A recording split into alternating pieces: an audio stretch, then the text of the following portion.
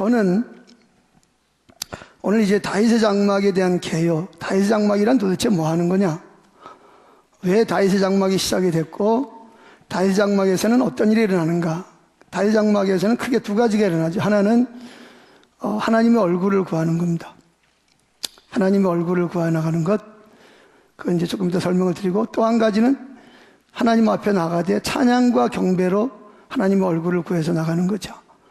이렇게 크게 두 가지 부분이 있습니다. 그래서 이걸 갖다가 제가 원고지가 이만큼이더라고요. 이렇게 했는데 이만큼 됐는데 잘 보이세요? 네. 이걸 다 하면 제가 오늘 하루 종일 해도 다 못하니까, 그래서 제가 아침에 식사하면서 이길수 목사님하고 협의를 했습니다.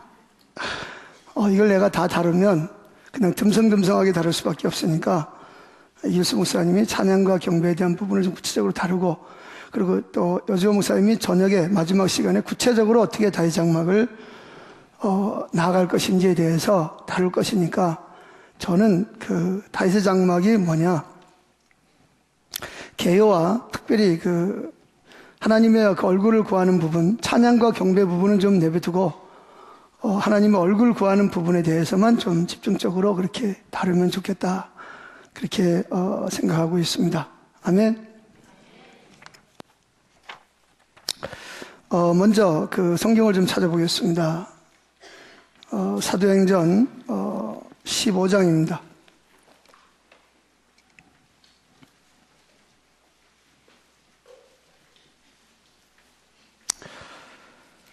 사도행전 15장 12절부터 보겠습니다.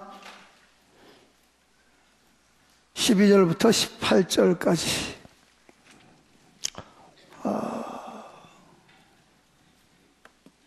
다 찾으셨죠?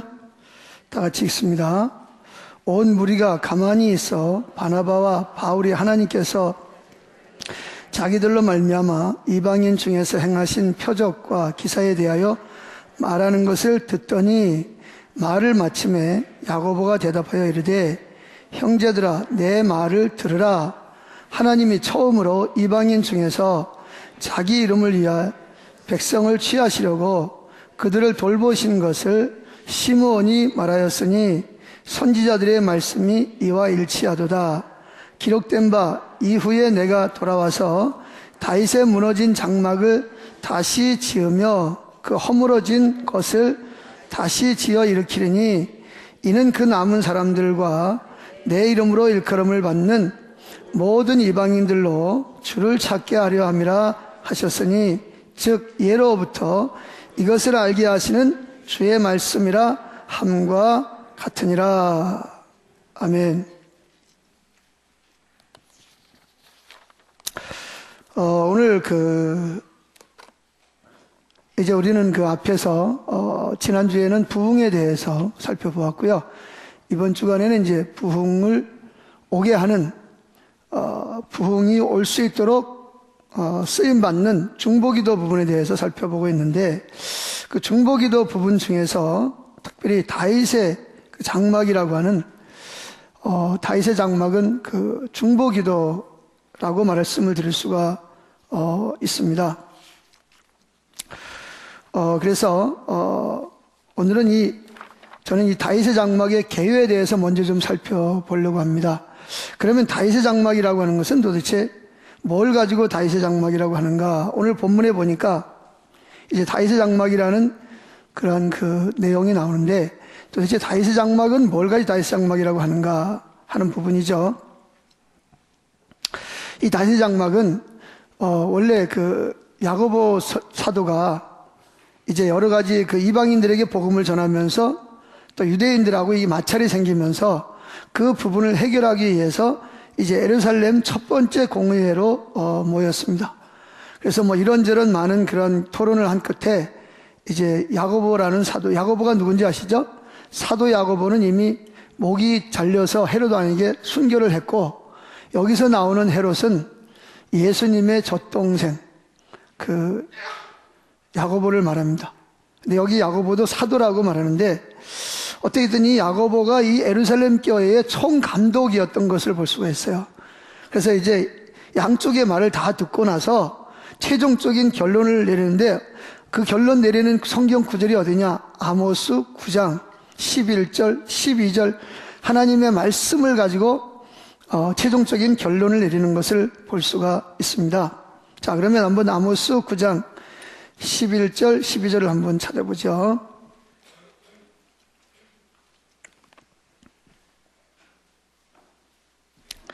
아모스는 요엘서 다음에 있죠. 아모스 9장 페이지 수로 1284쪽, 아모스 9장 11절과 12절 말씀을 한번 보겠습니다. 다 찾으셨죠? 같이 읽어보겠습니다. 11절. 그날에 내가 다윗의 무너진 장막을 일으키고 그것들의 틈을 막으며 그 허물어진 것을 일으켜서 옛적과 같이 세우고 그들이 에돔의 남은 자와 내 이름으로 일컫는 만국을 기업으로 얻게 하리라. 이 일을 행하시는 여호와의 말씀이니라. 자, 근데 여러분들이 이걸 읽으면서 좀 혼돈을 가져올 수가 있어요. 그게 뭐냐면, 왜 아모스 9장 11절과 12절에서는 에돔이라는 말을 쓰고 내 이름으로 일컫는 만국을 기업으로 얻게 하리라 이렇게 말하고 있는데, 다시 사도행전 15장으로 와서 보면 야고보가 이것을 인용하면서 좀 직역을 합니다. 쉽게 말하면 알아듣기 쉽게 해석을 해서 말을 하고 있는 내용을 직역이라 그러는 거죠. 여기 뭐라 그러냐? 16절. 이후에 내가 돌아와서 다윗의 무너진 장막을 다시 지으며 그 허물어진 것을 다시 지어 일으키는, 여기까지는 비슷해요. 근데 이제 17절에 있는 말씀이 좀 다릅니다. 이는 그 남은 사람들과, 아모스는 에돔이라고 말하고 있는데 여기는 남은 사람들이라고 말하고 있습니다.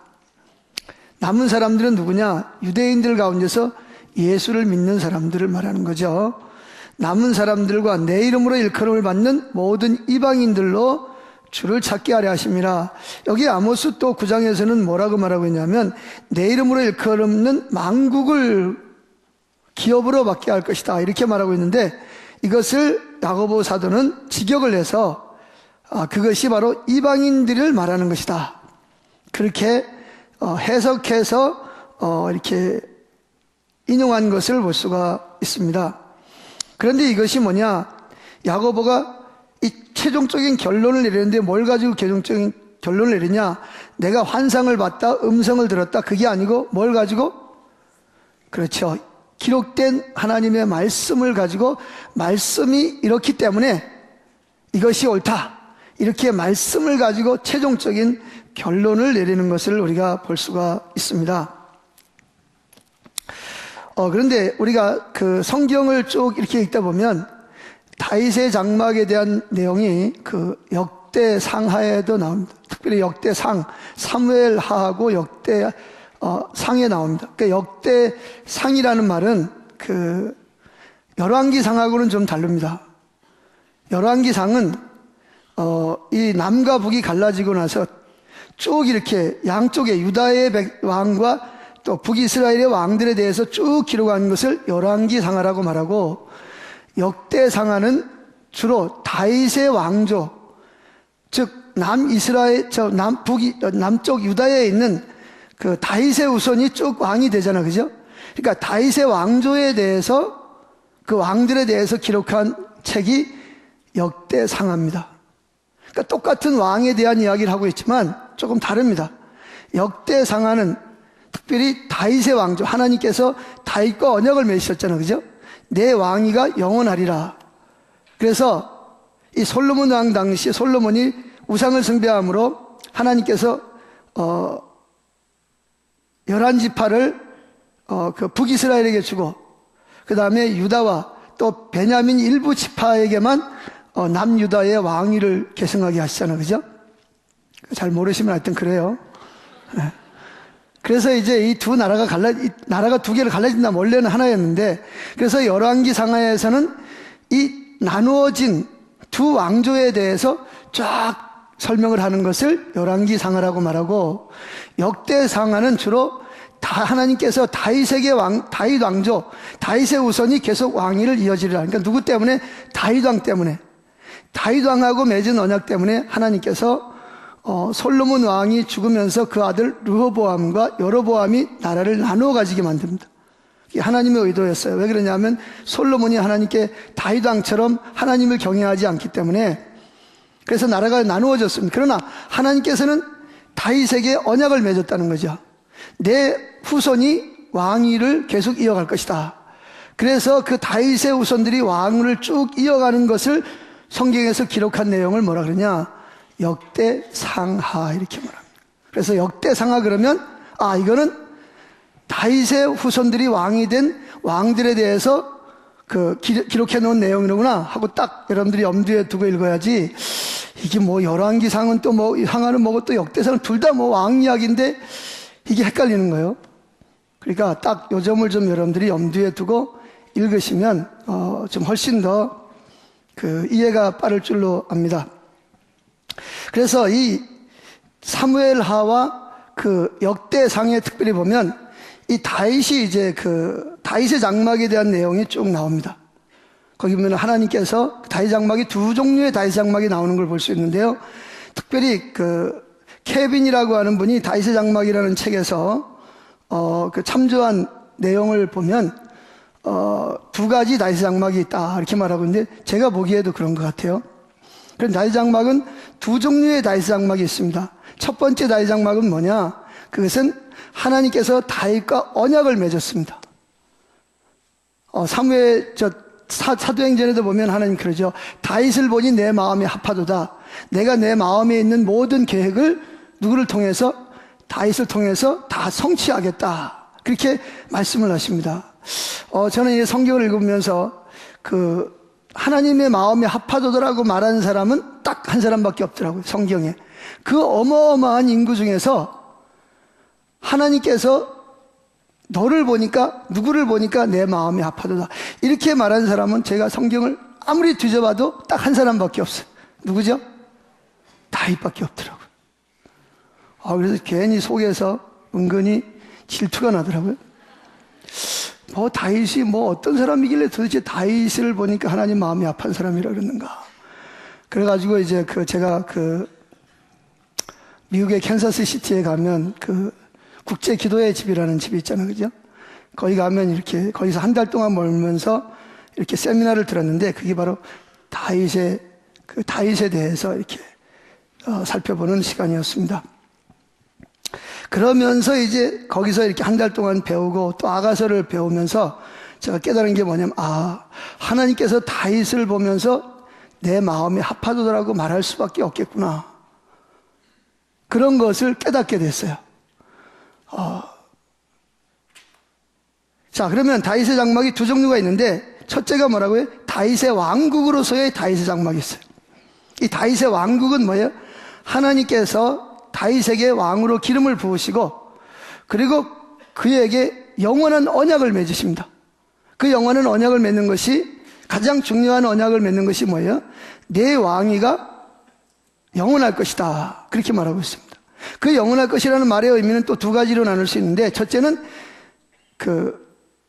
너희들이 범죄를 하더라도 이 다윗의 왕위에서 왕위가 끊어지지 아니하고 이어질 것이다 라고 하는 말과, 물론 이제 그것은 BC 586년에 예루살렘 성전이 무너지고 왕조가 무너지면서 다윗의 왕도 더 이상 명맥을 유지하지 못하고 끝나지만, 또 한 가지 다윗의 후손의 왕위가 영원하리라는 말은 바로 메시아를 통한 다윗의 후손으로 오실, 다윗의 고향인 베들레헴에서 다윗의 후손으로 탄생하시는 예수 그리스도, 예수 그리스도께서는 이 땅에 세 가지 직임을 가지고 오셨죠. 첫째가 뭐예요? 첫째가 왕의 직임입니다. 영원한 왕이죠. 그러니까 다윗의 왕조는 일시적인 왕이었지만, 하나님께서 맺은 그 언약의 의도는 뭐냐면, 다윗의 후손을 통해서 태어날 예수 그리스도가 영원한 왕으로 오실 것을 약속. 영원한 왕. 두 번째는 뭐예요? 영원한 대제사장입니다. 제사장이라기보다는 대제사장이라고 봐야 됩니다. 세 번째는 뭐예요? 선지자. 이 세 가지, 그래서 그리스도라는 말은 기름을 부었다 그런 뜻입니다. 우리가 예수 그리스도, 예수라는 말은 그분의 이름, 호칭이고, 그리스도라는 말은 예를 들면 제가 김영식 목사 그렇잖아요. 그죠? 예수라는 이름은 제가 김영식 이름이고, 그리스도라는 말은 뭐예요? 목사, 직임을 말하는 것입니다. 그래서 이 직임은 그리스도라는 말은 삼중 기름 부음을 심을 받은 직임을 받은 자다. 그런 뜻이 그게 뭐냐? 영원한 왕, 영원한 대제사장, 그 다음에 뭐예요? 선지자. 이 세 가지 직임을 가지고 왔다는 거죠. 그래서 이 다윗 장막은, 첫 번째 다윗 장막은 바로 이 다윗의 왕조를 통한 다윗 장막을 말하는 것입니다. 그래서 예수를 통해서 그 영원한, 지금도 예수님은 이제 영원한 왕이시고 앞으로 천군 천사와 함께 재림하시면 영원한 왕권을 가지고 영원히 다스리게 될 줄로 믿습니다. 그래서 여기 보면 이사야 16장 5절에 보면 다윗의 장막에 인자함으로 왕위가 굳게 설 것이요 그 위에 앉은 자는 충실함으로 판결하며 정의를 구하며 공의를 신속히 행하리라. 여기 보면 다윗의 장막에 인자함으로 왕위가 굳게 설 것이요, 굳게 선다는 말은 무너지지 아니하고 영원히 이루어질 것이다, 그런 이야기입니다. 예를 들어서 여기서 말하는 다윗의 장막은 다윗의 그 왕조, 그 왕의 통치가 계속 이어질 것을 말하고 있고요. 그래서 결국은 예수를 통해서 그 왕위가 계속 이어지는 것을 말하고 있습니다. 또 이사야서에 보면 그 9장 6절과 7절에도 이런 그 다윗의 장막과 관계된 그런 내용이 있습니다. 거기 보면 이런 말이 있습니다. 이건 이제 장차 오실 예수님에 대한 예언입니다. 이 이사야는 참고로 예수님이 이 땅에 탄생하기 약 700년 전에 선지자로 활동했던 그런 선지자입니다.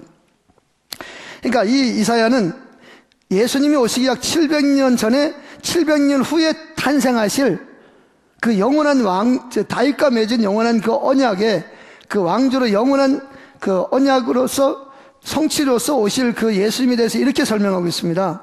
이사야 9장 6절 7절 이는 한 아기가 우리에게 낳고 한 아들을 우리에게 주신 바 되었는데 그의 어깨에는 정사를 메었고 그의 이름은 기묘자라 모사라 전능하신 하나님이라 영존하시는 아버지라 평강의 왕이라 할 것임이라.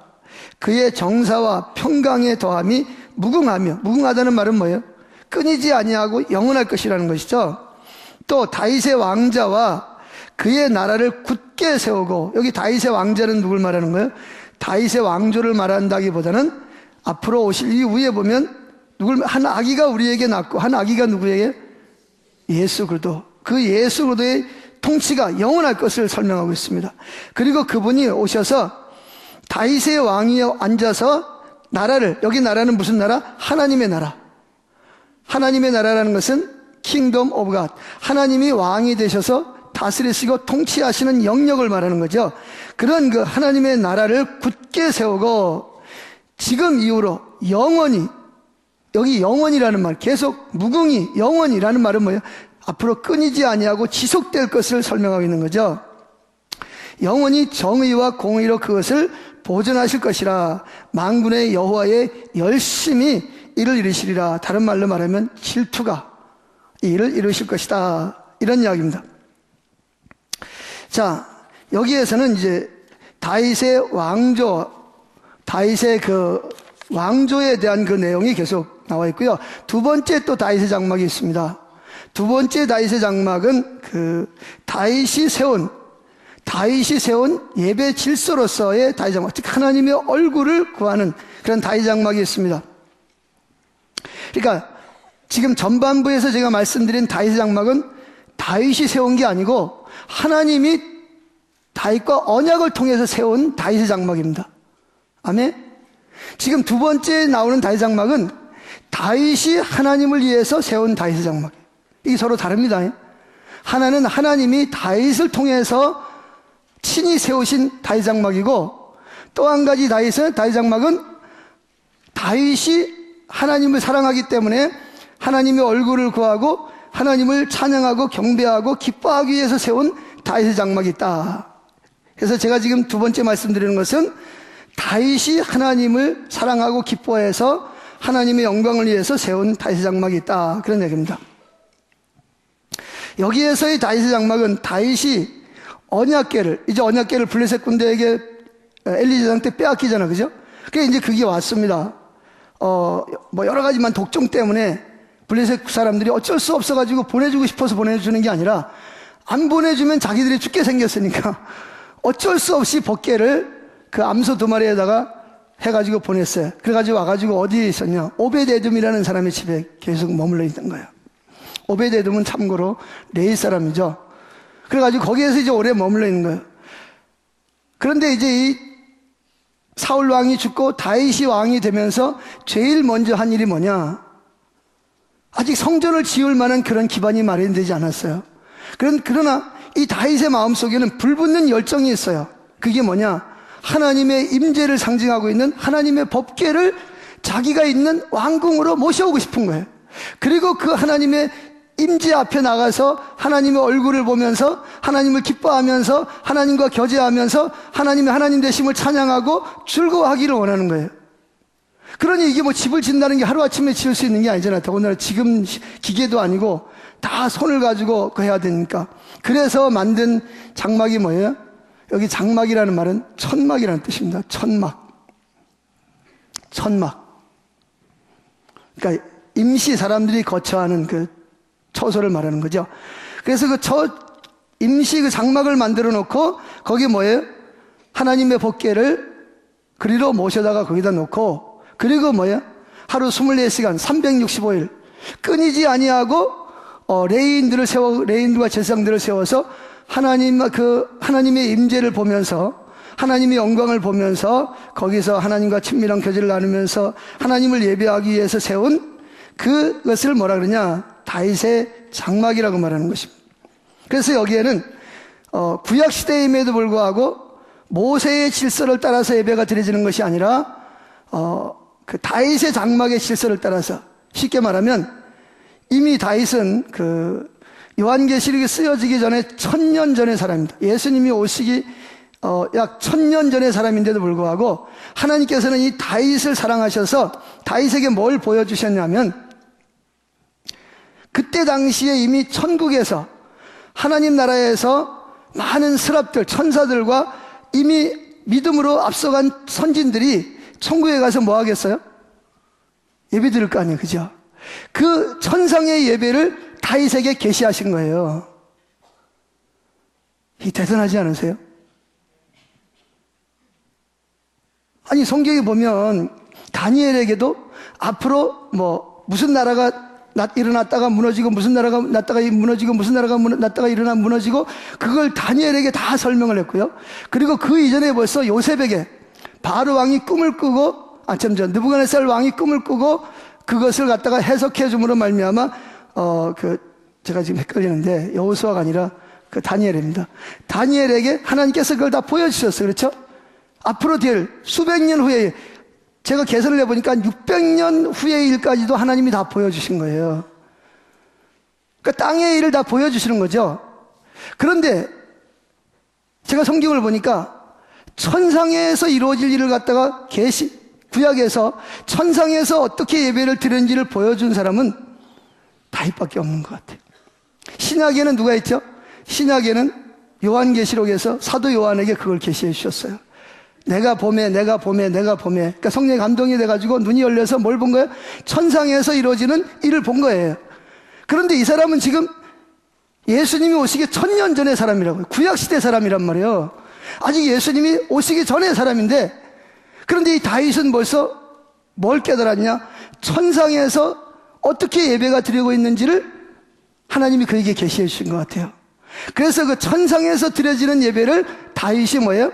천상에 보면 요한계시록 4장과 5장에 보면 이렇게 하나님의 보좌가 나오고 네 명의 생물 나오고 24장로, 그 다음에 셀 수 없는 천군 천사, 또 예수 믿는 구원받은 사람들이 밤낮으로, 그렇죠? 24시간 하나님을 찬양하고 경배하는 내용이 나오잖아, 그죠? 근데 그 예배를 다윗이 벌써 다윗 장막에서 드리고 있는 거예요.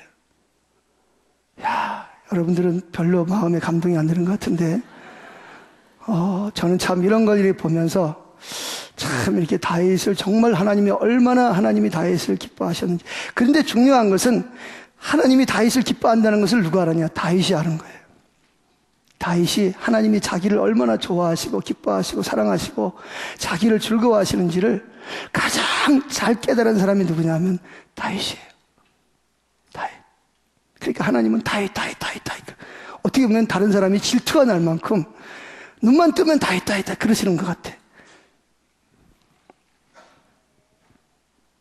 그래서 이 종류, 두 번째 종류의 다윗 장막에서는 다윗이 제사장으로서 하나님 앞에 직접 나가서 하나님의 얼굴을 뵙고 하나님을 찬양하고 기뻐하는 그러한 그 다윗의 장막에서는 제사장으로서의 다윗의 역할이 강조되는 걸 볼 수가 있습니다.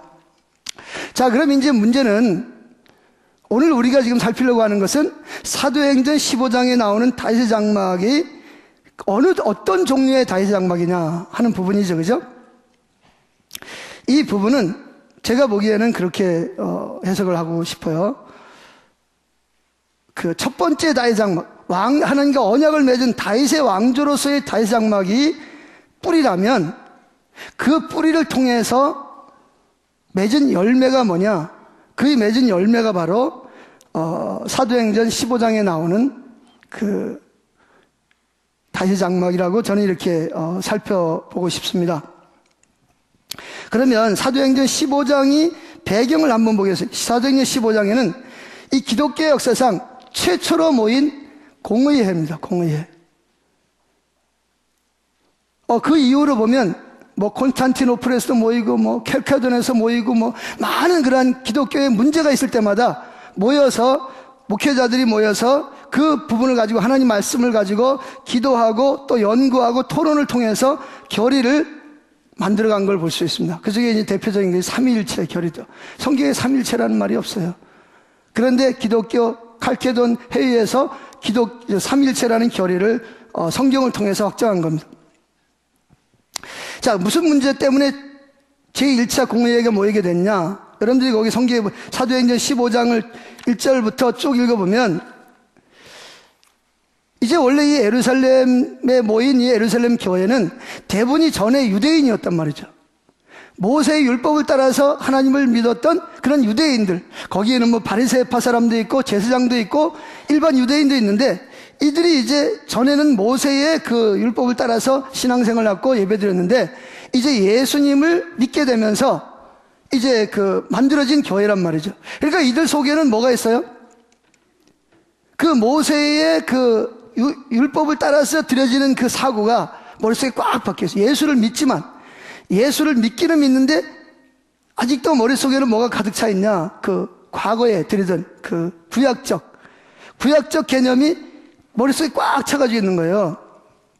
그런데 이제 이 박해를 피해가지고 안디옥으로 가가지고 그 안디옥에서 이방인들을 통한 그러한 그 이방인들과 유대인들을 통해서 안디옥 교회가 세워지잖아요. 그죠? 안디옥 교회는 그 유대인 기독교인들과 이방인 기독교인들이 같이 모여서 세워진 교회가 안디옥 교회란 말이에요.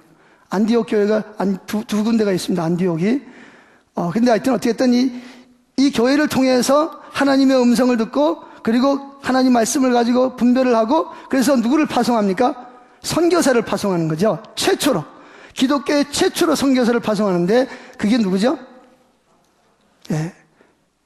사도행전 13장에는 바울과 바나바라 그러지 않고 바나바와 바울이라고 그럽니다. 특별히 바나바와 사울이라고 그러죠. 사울이라고 부릅니다. 아직까지. 왜냐하면 그때 보면 직분적으로 보면 바나바가 담임 목사고 사울은 부교육 자식이거든요.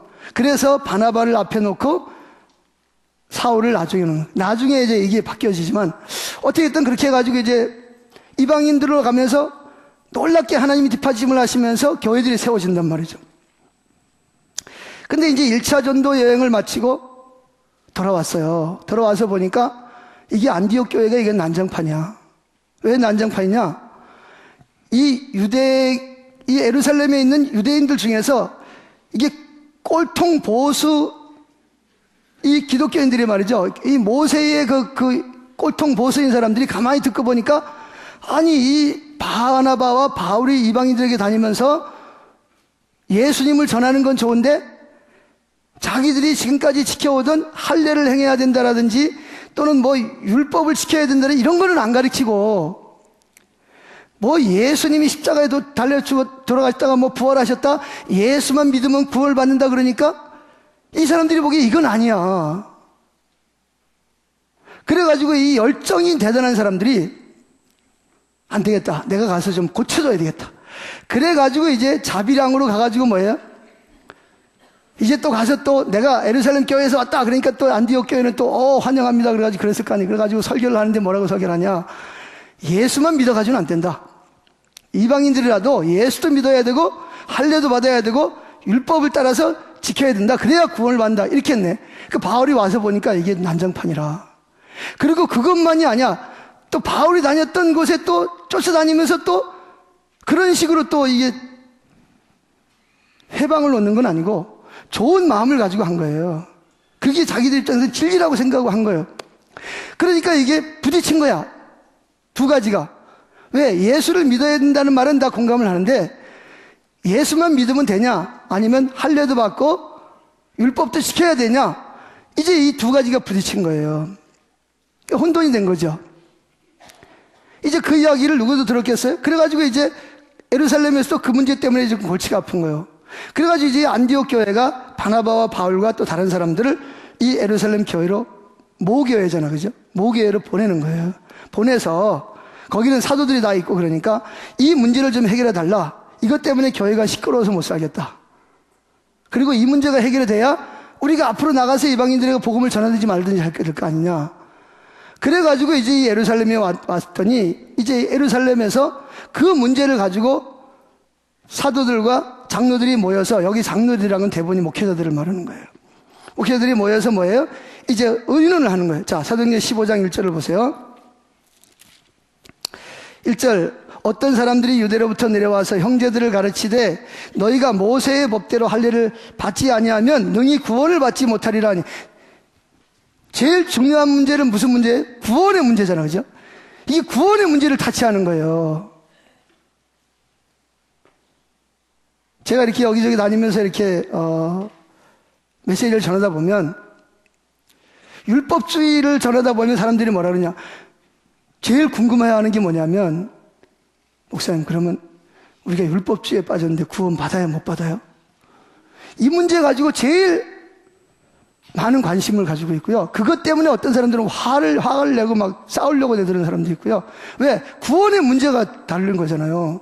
그러니까 뭘 안 하면 모세의 법대로 할례를 받지 아니하면 능히 구원을 받지 못하리라 그런 거예요.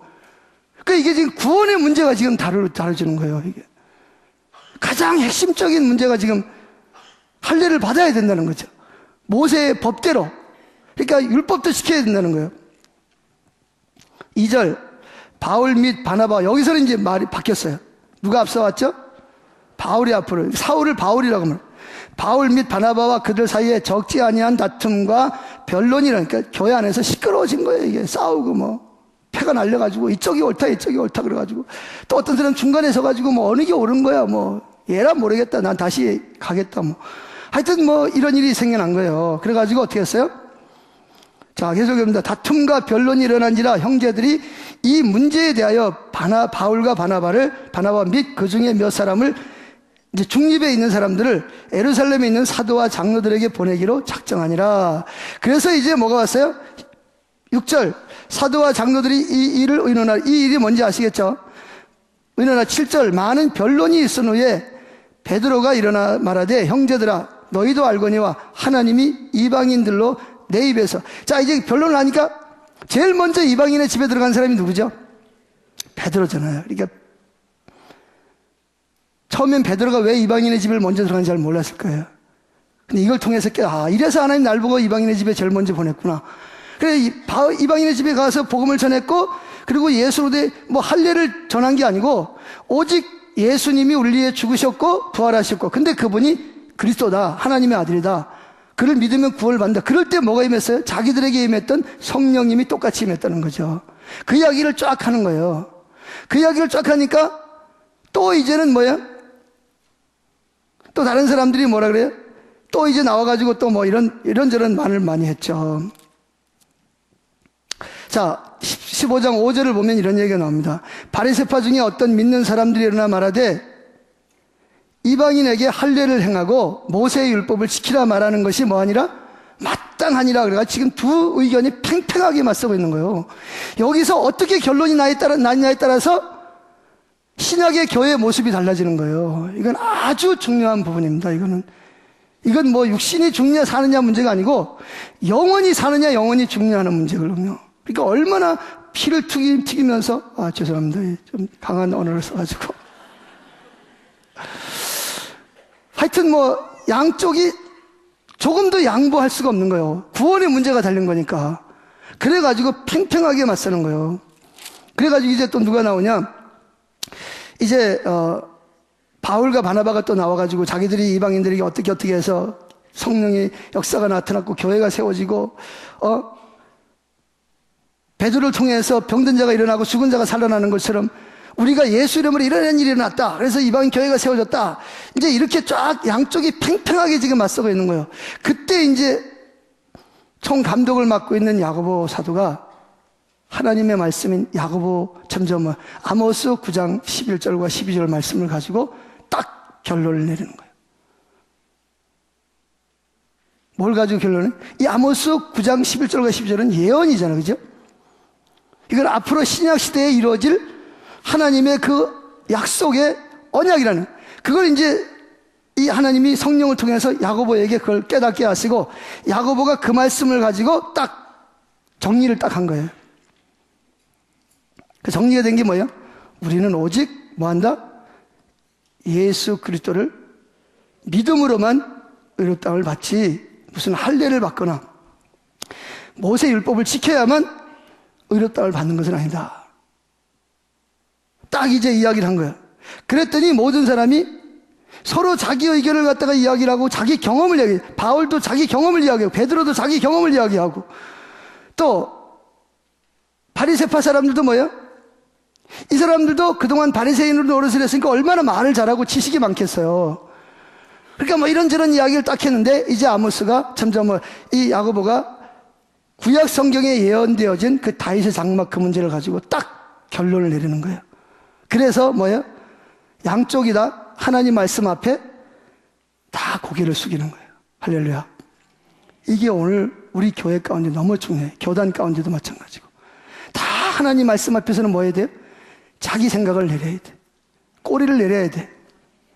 꼬리 딱 올리지 말고 하나님 말씀이 그렇다 그러면 뭐예요? 딱 꼬리를 내리고 딱 그 자리에 딱 엎드려야 돼. 할렐루야. 그렇게 해서 아주 중요한 오직 믿음으로만 의롭다함을 받는다는 교리가 그 진리가 재확인된 겁니다. 원래 이미 믿음으로만 의롭다함을 받는다는 것이 아브라함 때부터 하나님께서 이미 약속하신 내용이에요. 그렇죠? 그 내용을 이 제1차 공의에서 정확하게 구분을 짓는 거예요. 물론 이렇게 구분을 지어놔도 나중에 갈라디아 교회라든지 또 뭐 에베소 교회라든지 다른 교회 가가지고 그래도 순복을 안 하고 말이죠. 꽁무니로 돌아다니면서 뒷꽁무니로 돌아다니면서 그거 한 사람들이 있어요. 뭐 그런 사람들 원래 있잖아. 그죠? 뭐 여러분들 말고 하여튼 그런 사람들이 있어요. 그런 사람들 때문에 이 바울이 아주 골치를 아프죠. 이게 바로 뭐냐? 율법주의라는 거예요. 율법주의. 이게 무서운 겁니다. 이게. 그렇게 해서 결국은 다윗의 장막 그 문제를 딱 결론을 내렸는데, 그럼 이제 여기서 하고자 하는 말이 뭐냐? 그러면 우리가 지금 살펴보려고 하는 이 다윗의 장막, 이 부분은 그럼 어떤 내용이냐? 요거를 좀 깊이 살펴볼 필요가 있는 것 같아요. 자, 사도행전 15장 16절을 보세요. 15장 16절을 보면 하나님이 처음으로 이방인 중에서 자기를 위하여 백성을 취하시려고 그들을 돌보신 것을 시므온이 말하였으니 14절입니다. 15절 선지자의 말씀, 여기 선지자는 아모스 선지자를 말하는 거예요. 선지자의 말씀이 이와 일치하도다. 그러니까 이게 하나님 말씀이다 하는 거죠. 그러니까 말씀이다 그러니까 다 그 앞에 순복하는 거예요. 그러면서 뭐라 그러냐? 16절 이후에 내가 돌아와서 무너진 장막을 다시 지으며 또 뭐예요? 다시 지으며 다시 일으키리니 다시라는 말이 2번 들어가고 다시 짓는다, 일으킨다는 말이 또 역시 2번 들어가는 걸 볼 수 있습니다. 이 말을 직역하면 내가 돌아올 것이다, 그리고 다시 지을 것이다, 그리고 내가 그것을 다윗 장막을 다시 세울 것이다, 그런 얘기입니다. 여기에서 무너지다, 피프토라는 헬라어 단어인데 이 단어를 보니까 무슨 내용이냐, 밑에 기초가 튼튼하지 않아서 외부의 충격이 오니까 그대로 무너지다. 여리고성이 무너지듯이 기초가 튼튼하지 않으니까 와르르 하고 무너져 버린 거예요. 또 한 가지 의미는 뭐냐, 무너지다라는 말의 의미는 사람에게 더 이상 가마력을 주지 못하다. 그러니까 사람들에게 더 이상 어필하지 못하는 거예요. 그러니까 다윗 시대에는 다윗 왕이 살아서 다윗은 자기는 하나님을 만났고 하나님과 교제했고 하나님의 음성을 들었고 하나님의 행하심을 보고 친밀한 교제를 나눴는데, 이것이 솔로몬 아들 솔로몬을 통해서 이어지지 못하고 그냥 무너져 버리는 거예요. 그래서 어떤 학자들은 제가 주석을 보니까 밑에 기초가 튼튼하지 못하기 때문에 무너졌는데, 예를 들어서 마태복음 7장 26절과 27절에 보면 모래 위에 세운 집이 창수가 나고 바람이 불면 어떻게 했다? 무너지더라. 그 말처럼 다윗 자기가 살아있을 동안에는 다윗 장막이 왕성하고 24시간 동안 365일 다윗 장막이 가능했는데 다윗이 죽으니까 그냥 완전히 무너져 버린 거예요. 그래서 왜 무너졌을까? 제가 이걸 고민하면서 여기저기 책을 뒤져보니까 이렇게 결론을 내린 것이 맞는 것 같아요. 다윗이 성령을 통해서 하나님의 임재 가운데 들어가는 건 좋았는데, 이건 제 생각입니다. 그냥 제가 이렇게 주석을 참고해서 보니까 뭐냐면 말씀이 좀 부족한 것이 아니었는가.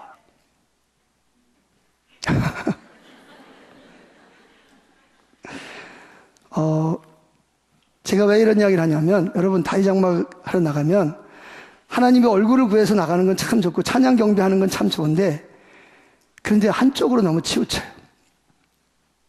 성령 하는 건 좋은데 환상을 보고 임재하고 임재해 있고 그런 건 좋은데 균형을 맞춰야 돼. 뭐가 같이 가야 되죠? 말씀이 같이 균형을 맞춰야 되는 거예요. 하나님의 말씀이. 이 반석이라고 하는 것은 오늘 성경은 페트라는 뭐예요? 반석을 말하는 건데, 그 반석은 누구예요? 바로 예수 그리스도. 예수 그리스도는 누구냐? 바로 말씀이란 말이죠. 말씀이 육신이 되어서 있던 거예요. 그리고 그분에 대해서 성경을 통해서 우리에게 말씀을 가지고 예수님이 누구고 삼일체 하나님이 누군지를 우리에게 말씀해 주고 있잖아요. 그죠? 그런데 제 생각에는 왜 다윗의 시대는 이렇게 다윗 장막이 왕성했는데 왜 쉽게 그렇게 무너져 버렸을까? 그것을 좀 다윗이 하나님의 말씀에 근거해서 왜 다윗의 장막이 필요하고 다윗 장막은 어떻게 나가야 되고, 요거를 지금 여기 중보기도 책처럼 이렇게 잘 만들어가지고 잘 이렇게 아들과 많은 사람들에게 알려줘서 그 말씀에 근거해서 그것이 계속 이어지게 했더라면 얼마나 좋았을까. 제 개인적인 생각입니다. 그냥. 여기 장막이라는 말은 유목민들이 사용하는 임시막사 또는 어떤 뚜렷한 방향을 향해 가기 위해서 중간중간에 임시로 머물러야 하는 거처 또는 신의 통치를 의미하는 왕국, 이렇게 이제 말하고 있는데, 여기서 다윗이 무너진 장막이라는 것은 1차적으로 하나님이 세우셔서 인간 세상을 하나님의 말씀과 성령으로 통치하려는 역할을 했던 다윗의 왕권이 더 이상 영향력을 발휘하지 못하고 무너져 버린 것을 의미한다. 이렇게 정리를 할 수가 있습니다. 그래서 아모스 8장 11절에 보면 세번역 성경에 이렇게 말하고 있습니다. 그날이 온다. 나 주 하나님이 하는 말이다. 내가 이 땅에 기근을 보내겠다. 사람들이 배고파하겠지만 그것은 밥이 없어서 겪는 배고픔이 아니다. 사람들이 목말라 하겠지만 그것은 물이 없어서 겪는 목마름이 아니다. 주의 말씀을 듣지 못하여, 뭘 듣지 못하여?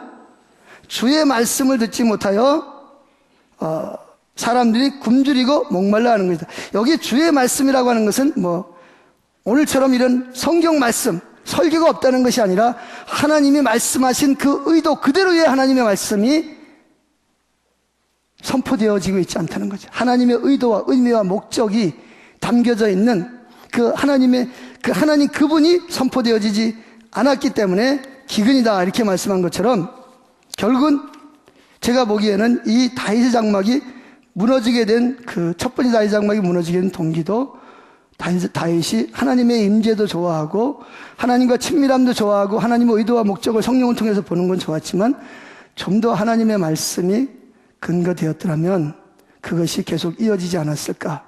이제 혼자 그렇게 해석을 합니다. 이건 내가 해석입니다.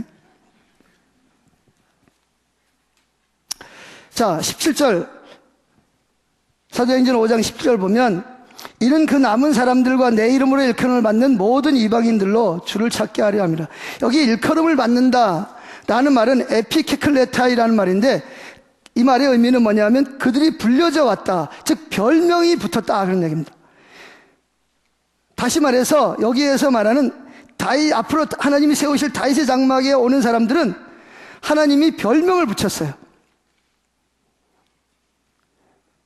그 별명을 붙여 우리는 그 별명을 뭐라 그러냐? 중보기도자들이라 그러는데 성경은 그들을 중보기도자들이라고 하지 않고 다르게 표현하고 있습니다. 하나님의 이스라엘 이렇게 표현하고 있습니다. 자, 쉽게 말하면 그들이 불려져 왔다. 뭐라고 불려져 왔냐? 별명과 같이 다시 말해서 유대인뿐만 아니라 예수 안에서 이방인들에 대한 즉 하나님의 얼굴을 구해 나오는 그들에게 별명이 바로 뭐냐? 하나님의 이스라엘이라는 뜻입니다. 이게 바로 다윗의 장막을 나오는 사람들에게 붙여진 이름인데 이게 어디 나오냐? 갈라디아서 6장 16절에 나옵니다. 한번 읽어보시죠. 갈라디아서 6장 16절 읽어봅니다. 무릇 이제 바울이 갈라디아서를 마무리 지으면서 마지막에 뭐라 그러냐? 무릇 이 규례를 행하는 자에게와 하나님의 이스라엘에게, 여기 뭐라고요? 하나님의 이스라엘에게라는 말이 뭐냐? 예수 믿는 사람들에게 그리스도인이라는 이름이 붙여지듯이 그리스도인 중에서도 하나님의 얼굴을 구해 다윗 장막에 나오는 자들을 뭐라고 이름을 붙이냐? 하나님의 이스라엘에 이렇게 붙여. 이걸 별명이라 별명. 특별하게 부르는 존칭들이라는 거죠. 이들은 첫째, 하나님의 얼굴만 찾게 되는 사람들. 두 번째, 주님만 찾도록 운명 지어진 사람들. 우리는 이제 중보기도자의 영임한 사람들 이렇게 말해요. 성경에 보면 제가 이렇게 찾아보니까 하나님의 이스라엘이라는 별명을 붙은 사람들은 하나님의 얼굴만 찾는 거예요. 그것이 유일한 인생의 목적. 이게 바로 누구죠? 이게 바로 다윗입니다. 다윗이 바로 하나님의 이스라엘입니다. 이스라엘이 누군지 아시죠? 야곱이 이스라엘로 바뀐 거예요. 하나님의 그 야복강 날에 하나님의 얼굴을 뵙고 하나님과 씨름해서 어떻게 했어요? 이긴 자. 대단하죠. 세상에서 2만 길을 이길 수는 있어도 어떻게 하나님을 이기겠습니까? 근데 하나님을 이겼다니까 하여튼. 그러니까 이 말은 뭐야? 하나님이 사랑하기 때문에 져준 거죠. 아버지랑 4살 먹은 아들이랑 씨름하면 누가 이겨요? 어떻게 아들이 이기죠? 아들이 힘이 센가요? 그게 아니죠. 사랑스러우니까 어이쿠 내가 졌네 그러면서. 그러니까 하나님이 그냥 야곱을 사랑하니까 그냥 그에게 져주시는 거예요. 그리고 뭐라 그래? 내 이름을 야곱이라 하지. 야곱이라는 말은 뒤꿈치를 받았다. 쉽게 말하면 거짓말장이, 도둑놈, 하여튼 이런 그 의미가 있는 거예요. 그러니까 그게 우리 모습이지. 예수 믿기 전에 우리 모습인데 거기서 뭐가 돼요? 이스라엘, 새로운 삶으로 바뀌어진 거예요. 그것도 하나님의 이스라엘, 즉 예수로도 안에 있는 자.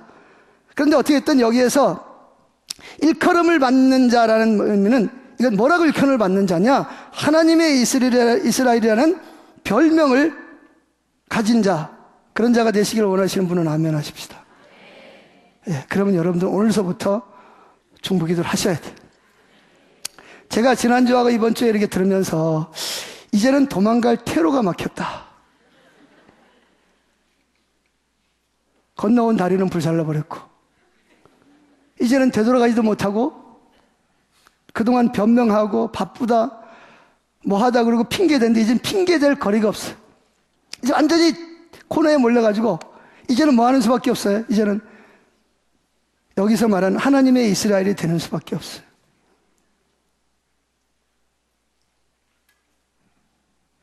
여러분들에게도 이 집회를 통해서 그런 각오와 결단을 하나님께서 하시도록 도와주시기를 축복합니다. 제가 정말 절박하더라고요. 이제는 정말 어떻게 더 이상 피해 도망갈 어떤 구멍이 없어요. 이제는 뭐 하는 길밖에 없어요? 그냥 하나님의 얼굴을 구하고 하나님을 찾을 수밖에 없는 거예요. 이제는 뭐 더 이상 어떻게 핑계댈 거리가 없어요. 뭐 바쁘다, 시간이 없다, 이건 다 핑계거리. 최우선적으로 뭐예요? 그러니까 여기서 뭐래? 하나님의 얼굴을 찾도록 운명 지어진 자들이라는 거예요. 운명이 뭐냐? 나의 운명은 하나님의 얼굴을 찾는 자. 옆에 있는 분에게 한번 해요. 당신은 하나님의 얼굴을 찾도록 운명 지어졌습니다. 이렇게.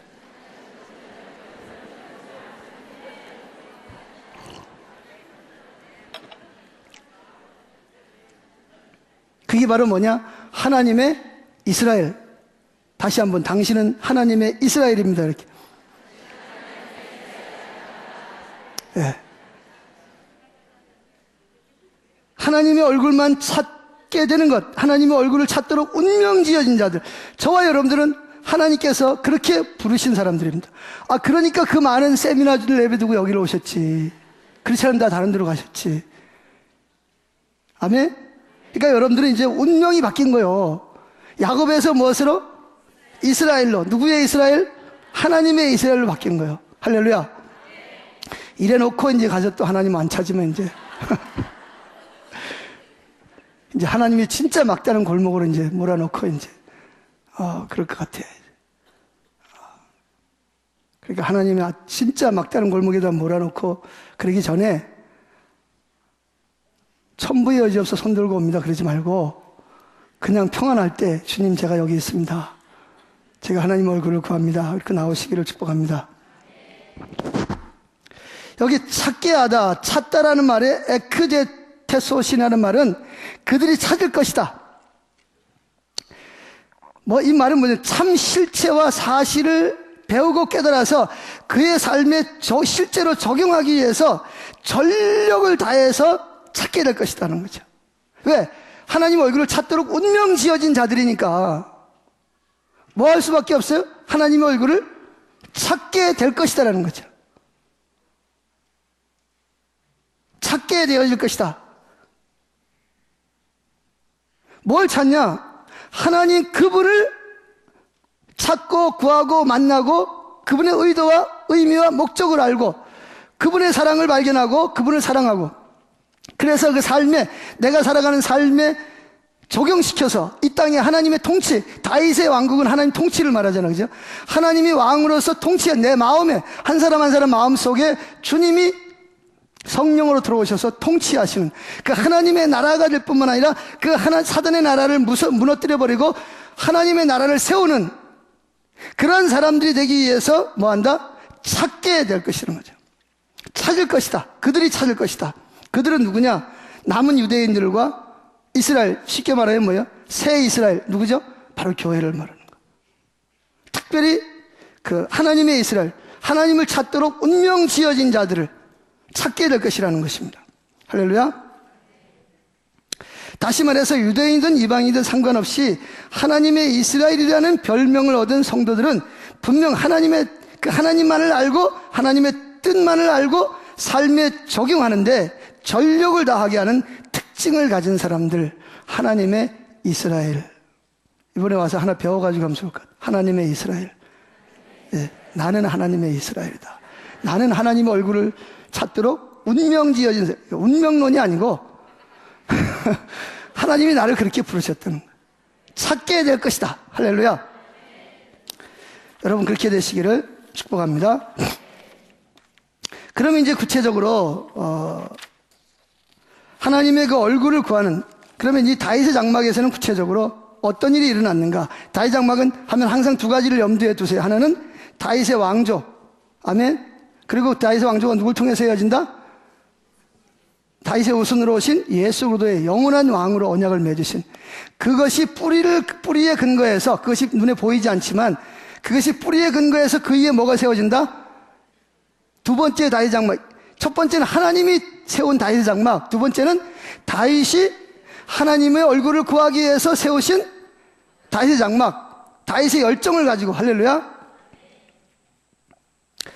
자, 그러면 이 다윗의 장막, 그러면 항상 두 가지를 염두에 두시고, 하나는 뿌리, 하나는 그 나무가 자라서 맺은 열매를 염두에 두시고 다윗의 장막을 이해하시고 다윗의 장막을 실제로 여러분들이 나아가시기를 축복합니다. 자, 그러면 두 번째로 다윗의 장막에선 어떤 일이 일어났는가? 여기 다윗의 장막은 이제 구약의 실제로 다윗이 세운 다윗의 장막입니다. 아멘. 자, 여기서 새로운 예배 질서로서의 다윗의 장막이 회복된다는 말은 무슨 뜻인가? 하나님이 오셔서 뭐 할 것이다? 내가 두 번이나 무너진 다윗의 장막을 어떻게 할 것이다? 다시 세울 것이라는 거죠. 자, 여기 보세요. 16절, 이후에 내가 돌아와 다윗의 무너진 장막을 다시 지으며 그 허물어진 것을 다시 지어 일으키리니. 그러니까 이제는 처음에는 누가 다윗의 장막을 지었어요? 하나님이 열정을 가지고 다윗이 하나님을 위해서 다윗의 장막을 지었지만 신약 시대에 세울 다윗의 장막은 그게 아니에요. 사람이 세우는 것이 아니라 하나님이 하나님의 질투를 가지고 여러분들의 마음속에 하나님을 찾게 하도록 운명 지어진 자들로 여러분 속에서 성령으로 역사할 것이라는 거죠. 이해가 되세요? 무슨 말인지? 이건 누가 사람들이 세우는 게 아니고 다윗처럼 어떤 사람이 세우는 게 아니고 누가 돌아와서 하나님이 돌아오시겠다는 거예요. 뭐하러 돌아오셔요? 퇴락하고 무너진 다윗의 장막을 다시 세우기 위해서 돌아오시겠다는 거예요. 할렐루야. 이게 바로 하나님의 열정, 하나님의 사랑, 하나님의 질투, 불타는 하나님의 사랑이죠. 그래서 하나님의 질투를 그 새벽녘 성경 같은 데서는 뭐라 그러냐? 불타는 하나님의 사랑, 그렇게 말하고 있어요. 하나님이 우리를 너무너무 사랑하기 때문에 그냥 내버려둘 수가 없어. 그래서 하나님의 얼굴을 안 구하면 하나님의 의도도 모르고 하나님의 의중도 모르고 나름대로 신앙생활을 한다고 그러지만 자기 나름대로 열심히 하는 거지. 하나님하고는 상관없는 생활을 하는 거잖아. 그러다 보니까 억압은 가득하고 성령의 열매는 안 나타나고, 그러니까 세상 사람들에게 조롱거리를 당하고, 그러니까 하나님의 열정을 가지고 뭐예요? 하나님이 부흥으로 오시는데 부흥으로 오기 전에 누굴 세운다 그랬죠? 자기 처지를 인식한 사람들. 하나님 성령을 통해서 말씀을 듣게 하시고 여러분처럼 이렇게 오게 하셔서 하나님의 말씀을 통해서 성령을 통해서 자기 처지를 인식하고, 그리고 뭐예요? 전심으로 회개하고 그러면서 돌이켜서 누구를 찾아요? 하나님의 얼굴을 찾게 하는 그런 사람들을 뭐라 한다고? 하나님이 그렇게 그 운명 지어진 사람들, 그러도록 부른 사람들, 하나님의 이스라엘을 하나님의 열정을 가지고 오셔서 뭐 할 것이다? 하나님이 세우신다는 거죠. 할렐루야. 그러니까 하나님이 세우실 때 하나님 제가 여기 있습니다. 빨리 순응하는 게 좋아요? 아니면 뺀질뺀질하고 이리저리 도망다니다가 마지막 판에 몰려가지고 다 잃어버리고 그때 가서 천부의 의지 없이 손들고 하는 게 옵니다가 좋겠어요? 여기 지금도 아마 그런 분이 있을 거예요. 아마 이제 더 이상 도망갈 데가 없어서, 이제는 변명할 거리가 없어서 여기 오신 분들도 아마 많이 있을 거예요. 더 이상 도망갈 테러가 없다니까요. 제가 저를 보니까 그런 것 같아요. 우리 교회를 보니까 그런 것 같아요. 자, 역대상 15장 1절. 역대상하는 어떤 왕조라 그랬죠? 다윗의 왕조. 머리가 좋으십니다. 네, 기억을 잘 하시니까 감사하네요. 자, 역대상 15장 1절. 다윗은 언약궤를 예루살렘으로 가져온 후에 그것을 모세의 질서에 따른 장막에 두지 않고 새로운 장막에 두었는데, 자, 역대상 15장 1절. 여호와의 궤를 메고 들어가서 다윗이 그것을 위하여 친 장막. 그것이 뭐죠? 하나님의 법궤를 위해서 임시로 만든 그 장막의 가운데 그 준비한 자리에 그것을 두매. 여기 그것이라는 지시대명사는 하나님 법궤를 말하는 거죠. 다윗이 번제와 화목제를 여호와 앞에 드려요. 이게 최초이자 마지막입니다. 최초로 딱 한 번 번제와 제사를 드렸어요. 왜? 구약의 모세의 율법을 따라서. 그리고 나머지는 무슨 제사를 드렸어요? 찬양과 경배로 24시간 동안 밤낮으로 365일 그 예배를 드렸단 말이죠. 자, 그 다음에 16장 1절 다윗이 성에서 자기를 위하여 궁을 세우고 또 하나님의 궤를 둘 곳을 마련하고 그것을 위하여 장막을 치고 15장 1절 16장 1절 하나님의 궤를 메고 들어가서 다윗이 그것을 위하여 친 장막 가운데 두고 번제와 화목제를 하나님께 드리니라. 이게 뭐냐? 처음이자 마지막이었다는 거죠. 그러고 나서 그 다음서부터는 뭐하냐? 다윗은 찬양하는 무리를 세워서 24시간 교대로 돌아가면서, 한 사람이 계속 할 수는 없으니까 교대로 돌아가면서 1년 365일 그렇게 하나님의 언약궤 앞에서 하나님만을 경배하도록, 하나님의 얼굴만을 구하도록 레위 사람들을 세웠습니다. 자, 여기 역대하 16장 45절에 보면 이런 말이 있습니다. 또 레위 사람을 세워 여호와의 궤 앞에 섬기며, 레위 사람은 누구죠? 특별히 하나님을 섬기도록 하나님이 뽑은 사람들이잖아요. 그죠? 아멘 좀 하세요. 네. 또 레위 사람을 세워 여호와의 궤 앞에서 섬기며 이스라엘 하나님 여호와를 칭송하고, 첫째 하나님이 하나님 되심을 칭송하고, 두 번째 감사하고, 또 하나님의 행하신 일들을 찬양하게 하였으니, 아삽은 우두머리요, 그 다음은 스가랴와 여이엘과 스라목과 여이엘과 마따디아여 엘리압과 분하야와 오베데돔과 여이엘이라. 비파와 수금을 타고 아삽은 재금을 힘있게 치고, 제사장 분하야와 야하시엘은 항상 하나님의 언약궤 앞에서 나팔을 부니라. 역대상 16장 4절부터 6절에 있습니다. 여기 보면 이 다윗 당시에는 성소가 둘이었어요. 두 개의 성소가 있었다고요. 하나는 모세의 율법을 따라서 있는 그 실로가 원래가 하나님의 성소가 있는 곳이잖아요. 그죠? 법궤가 거기다가 빼앗겼잖아요. 그죠? 그래서 여기는 법궤는 없는데 뭐 하느냐? 다윗이 계속해서 모세의 율법을 따라서 하나님 앞에 번제와 제사를 드리게 하고, 반면에 여기 새로운 다윗의 장막에는 뭐가 있어요? 하나님의 법궤는 뭐라 그랬죠? 법궤는 하나님이 친히 이스라엘 백성, 자기 백성들 가운데 임재해 계시는 임재의 상징을 뭐라 그러냐? 하나님의 법궤라 그래요. 그래서 그 법궤를 보면 죽었어요. 그래서 기럇 여아림에서 법궤를 가지고 오다가 법궤 열어와가지고 많은 사람이 죽잖아, 그죠? 그리고 우사라는 사람이 마차에다 싣고 오다가 법궤가 떨어지니까 우싸 하고 만졌다. 어떻게 했어요? 우싸 하고 죽어버렸어요. 그게 왜 그러냐? 하나님이 그만큼 거룩하신 분이라는 거예요. 함부로 대하면 안 되는 거예요. 그런데 이 다윗의 장막에서는 참 하나님이 참 불공평하세요. 아니, 누구는 열어봤다고 죽고, 누구는 법궤에 떨어진 거 내버려 그러면 그 못 떨어지게 막아요. 그랬다고 죽고, 그러면서 왜 다윗의 시대에는 하나님 법궤를 뻔히 보면서 말이죠, 예배하도록 내버려두는 거예요. 도대체 이거 불공평한 거 아니에요? 하나님? 아니, 생각을 해보세요. 아니, 여러분들이 만약에 우사라고 생각하면 어떻게 생각하시겠어요? 아니, 하나님, 그래. 아니, 나는 그래, 하나님 법궤를 정말 사랑해서 떨어질까봐 우사하고 만졌는데 나는 죽게 급사하게 만들어버리고, 왜 다윗은 뭐가 이쁘다고? 다윗 때는 사람들이 하나님 법궤를 보면서, 하나님의 법궤는 뭐예요? 하나님의 영광의 임재를 말하는 거잖아요. 하나님의 영광의 임재 속에 들어가서 하나님을 찬양하고 예배하게 합니까? 불공평하지 않아요? 우사가 아마 하나님 앞에 가서 그런 기도를 하지 않았을까, 그런 생각이 하여튼 듭니다. 제 생각에.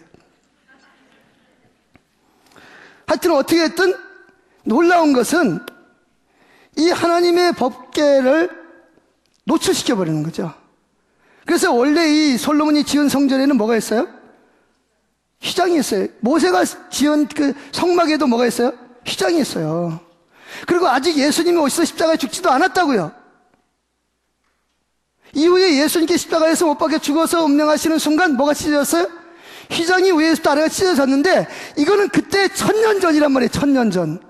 아직도 구약시대고 모세 율법시대인데 하나님께서는 어찌하여 다윗에게는 자신을 그냥 노출시키냐는 거지. 누구는 그냥 보면 죽고. 그게 왜 그럴까요?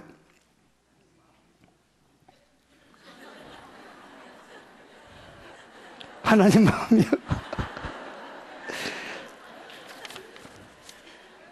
제가 가서 물어보고 알려드릴게요. 그게 하나님 마음이지. 근데 이것은 성경을 잘 보면 알 수 있어요. 어딜 보냐? 다윗을 보니 내 마음에 합한 자로다. 왜 그러냐?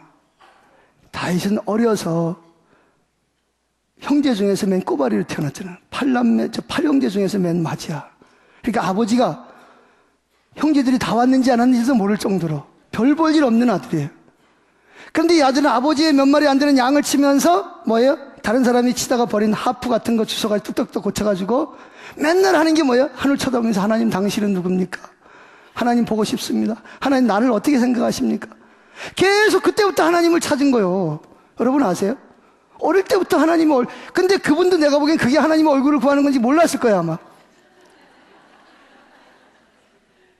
근데 하여튼 누굴 알고 싶어 했어요? 하나님을 알고 싶은 거예요. 하나님을 만나 하나님이 나를 어떻게 생각하시는지, 난 하나님 앞에서 어떤 존재인지, 하나님의 심장을 열고 본 사람이 누구냐? 다윗이에요. 그러니까 하나님 뭐라 그래요? 다윗을 보니 내 마음이 합한 자로다. 합한 사람에게는 뭘 보여주고 싶어요? 자기에게 있는 모든 걸 다 보여주고 싶은 거예요. 당연히 하나님 마음입니다. 근데 하나님 마음이 뭐예요? 다윗이 너무너무 좋은 거야. 하나님의 이스라엘로 우리를 불렀잖아요. 그죠? 하나님이 저와 여러분을 세상 밖에서 교회로 불러낸 이유가 뭐예요? 하나님의 이스라엘. 즉, 하나님의 얼굴을 구하기 위해서 우리를 운명지어진 자로 불렀는데, 하나님 얼굴을 안 구하잖아. 하나님께 물어보지도 않지. 감사하지도 않지. 감사한 것은 금방 잊어버리고, 안 주는 것만 이만큼 생각해가지고, 맨날 원망하고 불평하지. 그러니까 속이 시커머니까 하나님의 영광을 보면 죽는 거야. 그래서 웃사가 죽은 것 같아. 근데 이 다윗은 그게 아니잖아요. 어렸을 때부터 뭐예요? 하나님 풀잎을 보면서 하나님 이거는 누가 만들었나요? 하나님 이건 왜 만들었나요? 물을 보면서 하나님 저거는 하나님 만드셨군요. 모세율법이 있으니까 창세기가 있으니까 배웠을 거 아니에요. 그죠? 그러면서 하나님하고 교제를 시작한 거예요. 어릴 때부터. 그러면서 뭐예요? 그 하프 다 망가진 거 소리나 제대로 났겠어요? 띵띵띵 음도 안 맞는 거 가지고 혼자서 열심히 타는 거지. 그때 뭐 돈이 있어가지고 무슨 레슨을 받았겠어요? 예? 그냥 혼자 그냥 타는 거예요. 그냥. 그러다 보니까 나름대로 기법을 입혔어. 그래가지고 하나님을 찬양하고, 찬양하면 하나님이 거기에 임재하시고 하나님이 자기를 계시하시는 거예요. 이게 하루아침에 된 게 아니고 어릴 때부터 이것이 이어진 거예요. 시편 24편에 보세요. 내 평생이라는 말은 뭐예요? 오직 한 가지. 오늘에 보면 오직 한 가지라는 말이 제일 앞에 나와 있거든요. 그게 뭐예요? 어릴 때부터 지금까지, 그리고 앞으로 미래에도 자기는 오직 유일한 한 가지. 그게 뭐예요? 하나님 얼굴 구하는. 그게 바로 하나님의 이스라엘. 그러니까 하나님께서 다윗을 위해서 뭘 보여줘요? 법궤를 그냥 열어놔도 한 사람도 안 죽는 거야. 다 하나님의 임재 가운데서 예배를 드리고 하나님께 영광을 돌리는 거예요. 이 내용이 바로 어디 나오냐면 요한계시록 4장과 5장에 나옵니다. 하늘나라 예배가 나오는데요. 이 하늘나라 예배는 정확하게 바로 하나님의 보좌를 직접 보잖아, 그죠? 하나님의 임재가 아니라 하나님 그분을 직접 뵙는 거. 어린 양 그분을 직접 배우면서 뭐예요? 직접 그분을 배우니까 그분에 대한 사랑, 인자, 자비, 용서, 화평, 온유하심, 사랑하심, 그런 것이 비춰지니까 사람들이 그냥 엎드려서 하나님을 경배하고 찬양하는 거예요. 근데 그거를 정확하게 누구에게 계시하셨냐? 다윗에게 계시하신 거예요. 근데 실제적으로 여러분 알다시피 이 모세의 장막에서는 거기 들어갈 수가 없잖아요. 그죠? 들어가려면 대제사장이 1년에 한 번씩 피를 가지고, 그것도 소 잡아가지고 자기 죄를 먼저 속죄하고 백성들을 위해서 가져가잖아요. 그래서 뭐 방울을 달아가지고 들어갔다 그러잖아요. 전생에 의하면. 그래가지고 줄을 매가지고 들어갔다가 딸랑딸랑 소리가 나면 뭐예요? 제 대제사장이 안 죽고 제사를 잘 드리는구나. 근데 이게 소리가 안 나면 뭐 한 거예요? 아, 이게 누구처럼? 레위기에 나오는 하나님의 불이 아닌 다른 불을 들였다가 죽은 나답과 아비후처럼 죽을 수도 있는 거예요. 그럼 죽으면 죽은 사람 끌으러 들어갔다가 또 죽어. 이번에도 뭐 보니까 뭐 이게 뭡니까? 이게 지하에 그 어떤 사람이 들어가서 죽은 걸 소방관이 꺼내려 장비도 없이 들어갔다가 자기도 죽어버린 거예요. 가스에 일시켜가지고. 이건 가스가 아니라 이거 하나님의 어미 앞에서. 그러니까 뭐하냐? 들어갈 수가 없으니까 밧줄을 당겨. 죽은 시체를 꺼내기 위해서. 그렇게 했다 그러잖아요.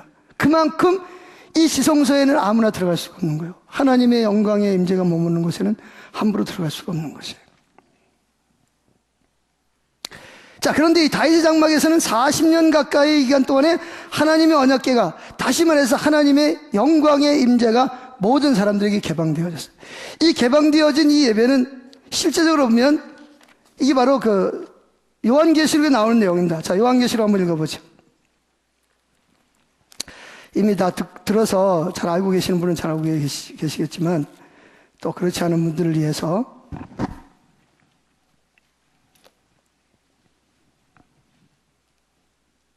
자, 4장 1절에 보면 2일 후에 내가 보니, 누가 보니? 하나님이 누구에게 천상의 예배를 보게 하시는 거예요? 사도 요한에게 눈을 열어 보게 하신 거예요. 아마 이렇게 다윗에게 그 천상의 예배를 계시하신 것이 아닌가. 성경에 안 나와 있습니다.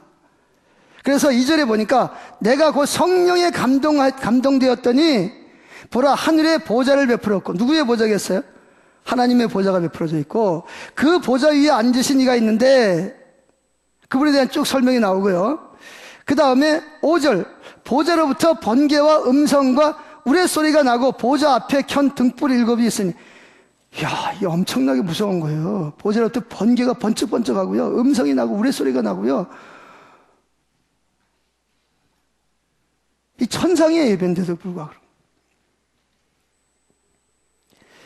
자, 8절 네 생물은 각각 6날개를 가지고 그 안과 주위에는 눈들이 가득하더라. 그들이 밤낮 쉬지 않고, 뭐 하기를? 밤낮 쉬지 않고, 밤낮과 쉬지 않고 뭐라고 찬양하냐? 예배하냐? 거룩하다 거룩하다 거룩하다. 9절 그 생물들이 보좌에 앉으신 세세토록 살아계시는 이에게 영광과 존귀와 감사를 드릴 때에 24장로들이 보좌에 앉으신 이 앞에 엎드려 세세토록 살아계신 이에게 경배하고 자기의 관을 보좌 앞에 드리며 이르되, 이게 뭐냐? 경배와 찬양입니다. 찬양과 경배.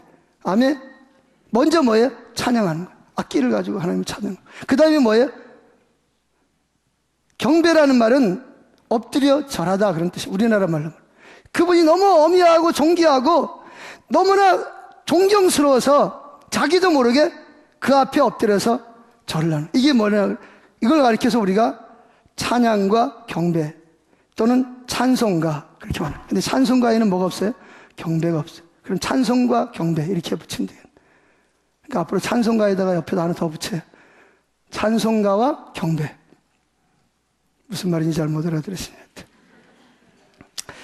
자, 어떻게든 이렇게 5장에도 보면 그런 내용이 나오고요.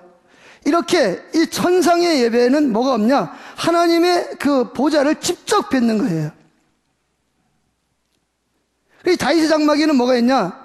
이 천상의 예배의 모델이라고 그랬어요. 저와 여러분들이 천국에 가면 지금도 천국에서 그렇게 예배가 드려지고 있고, 저와 여러분들이 장차 천국에 가면 어떻게 예배 드려요?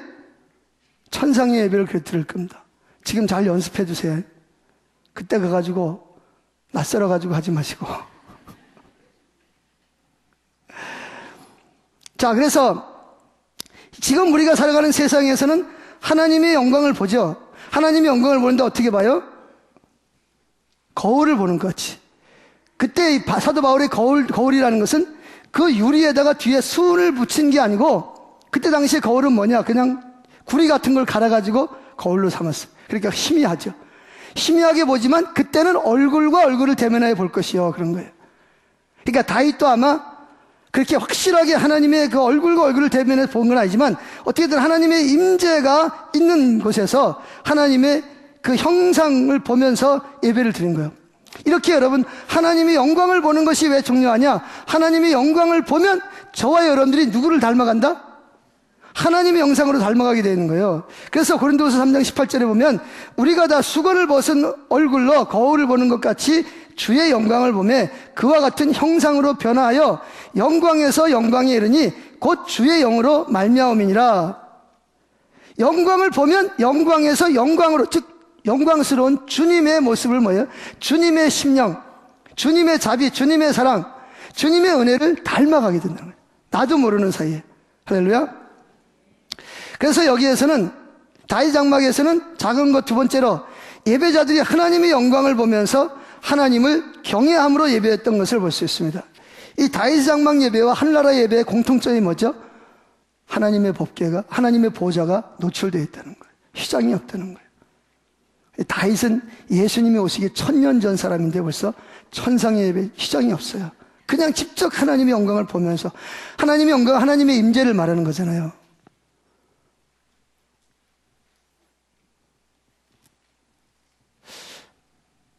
또 잘 모르시는 분들은 하나님의 임재가 뭐야 도대체? 하나님의 임재라는 것은 뭐죠? 하나님의 성령으로 그 하나님의 그분을 우리에게 뭐예요? 계시해 주시는 거예요. 제가 총각 때 저도 참 파란만장한 생을 살았어요. 제가 중학교 때 자살을 시도했던 사람이거든요. 중학교 때 뭘 안다고. 그때 아마 제가 잘은 모르지만 그때 잘 모르지만 제가 우울증을 앓고 있었던 게 아닌가 싶어요. 제가 자살하려고 쥐약을 이건 쥐약 맛 어떤지 아세요? 제가 쥐약 맛을 본 사람입니다. 그런데 하나님의 은혜로 죽지 않고 살았어요. 그때 죽었으면 여기 없었을 텐데. 그러고 나가지고 제가 엄청 상처가 많았거든요. 진짜 억압이 많았어요. 늘 인상을 쓰고 다녔어요. 기쁜 일이 있어야 기뻐하지. 뭐 좋은 일이 있어야 좋아하지. 근데 제가 그 상처가 언제 치유됐냐? 충청북도 제천군 백운면 방화길이 베델 감리교회에서 지금도 제 눈에 선해. 그 교회를 잊을 수가 없어요. 제가 거기서 세례받았고 거기서 주님을 만났어요. 주님이 딱 오셔서 저를 만나주셔서 그분이 나를 사랑하시는 것. 그래서 그분의 십자가를 저에게 대면하시는데 와, 어떻게 감당할 수가 없더라고. 태어나서 그렇게 울어본 적 처음이에요. 콧물, 눈물을 흘려가면서요. 그렇게 감격이 돼가지고, 슬퍼서 그러니 그렇게 감격이 돼가지고 그런 거예요. 수요 예배 마치고 나서 그 다음날 새벽 예배 드릴 때까지 계속 무릎으로 쿵쿵쿵 뛰면서 울었어요. 그냥 감격해서 그런 거예요. 너무너무 좋아가지고. 어떻게 하나님이 나를 이렇게 사랑하실 수가 있습니까? 그런데 그동안 쌓였던 모든 내적 치유가 그냥 하루아침에 이루어져. 그냥 치유가 다 벌어져. 그동안 내가 크면 원수가 아파야 되겠다고 생각하는 사람들, 나를 괴롭혔던 사람들, 그게 그냥 다 그냥 용서가 되고 다 그냥 없어져 버리는 거예요. 그리고 밖으로 나왔는데 어제 저녁에 본 하늘과 오늘 하늘이 다르고요. 어제 본 나무와 오늘 나무가 다르고 새소리가 다르고요. 땅이 달라요. 하나님 다 나를 위해서 주신 것 같아요. 그리고 그럼 주님이 내 옆에서 같이 계시는 거예요. 걸어가면서 이야기하죠. 주님, 제가 오늘 가는데요. 그럼 그분이 응답을 하시는 거예요. 또 신비주의라고 생각하지 마시고 지금 제가 하나님의 임재를 설명하기 위해서 그런 거예요. 이거는 경험하지 않은 사람은 어떻게 설명할 방법이 없어요. 경험하지 않은 사람은 어떻게. 그래서 예배 가운데서도요, 하나님의 임재가 있는 곳에서 예배를 드리다가 예배에 임재가 없다. 그거 정말 너무 고통스러워. 예배 드리다가 뛰어나가고 싶어요. 뛰어나가고 싶다니까요. 왜 그러냐? 그 임재를 맛보면은요, 임재가 있는 것과 없는 것에 너무 차이가 나요. 근데 이 임재도요, 없어도요, 기도해야지. 하나님 날 부르시는데 기도해야지. 그러면 더 임재가 거치고 또 기도해야지. 기도 안 하면 더 임재가. 나중에는요, 임재가 없어도 아무렇지도 않게 느껴져요. 여기 그런 분들 많죠? 여러분 막다른 골목에 가신 거예요. 이제는 더 이상 미룰 수가 없어요. 아멘. 하나님 얼굴을 찾아야 돼요. 제가 꼭 3년 동안 그렇게 했어요. 근데 누가 그때 그것이 임재다 뭐다 가르쳐주는 사람도 없고요. 제가 어떻게 해야 되는지 가르쳐주는 사람도 없어요. 그건 뭐 제 핑계죠. 제가 스스로 알아서 해야 되는데. 하여튼 그렇게 했는데 그 하나님의 임재가 있으면요, 이 세상에서 아무것도 부러운 것이 없어요. 누구도 부러운 것이 없고 내가 제일 행복한 것 같아. 하나님이 나만 제일 사랑하시는 것 같아. 그냥 행복한 거예요. 그냥 웃고 다니는 거야. 그래가지고 우리 동네에서 저 영식이 미쳤다고.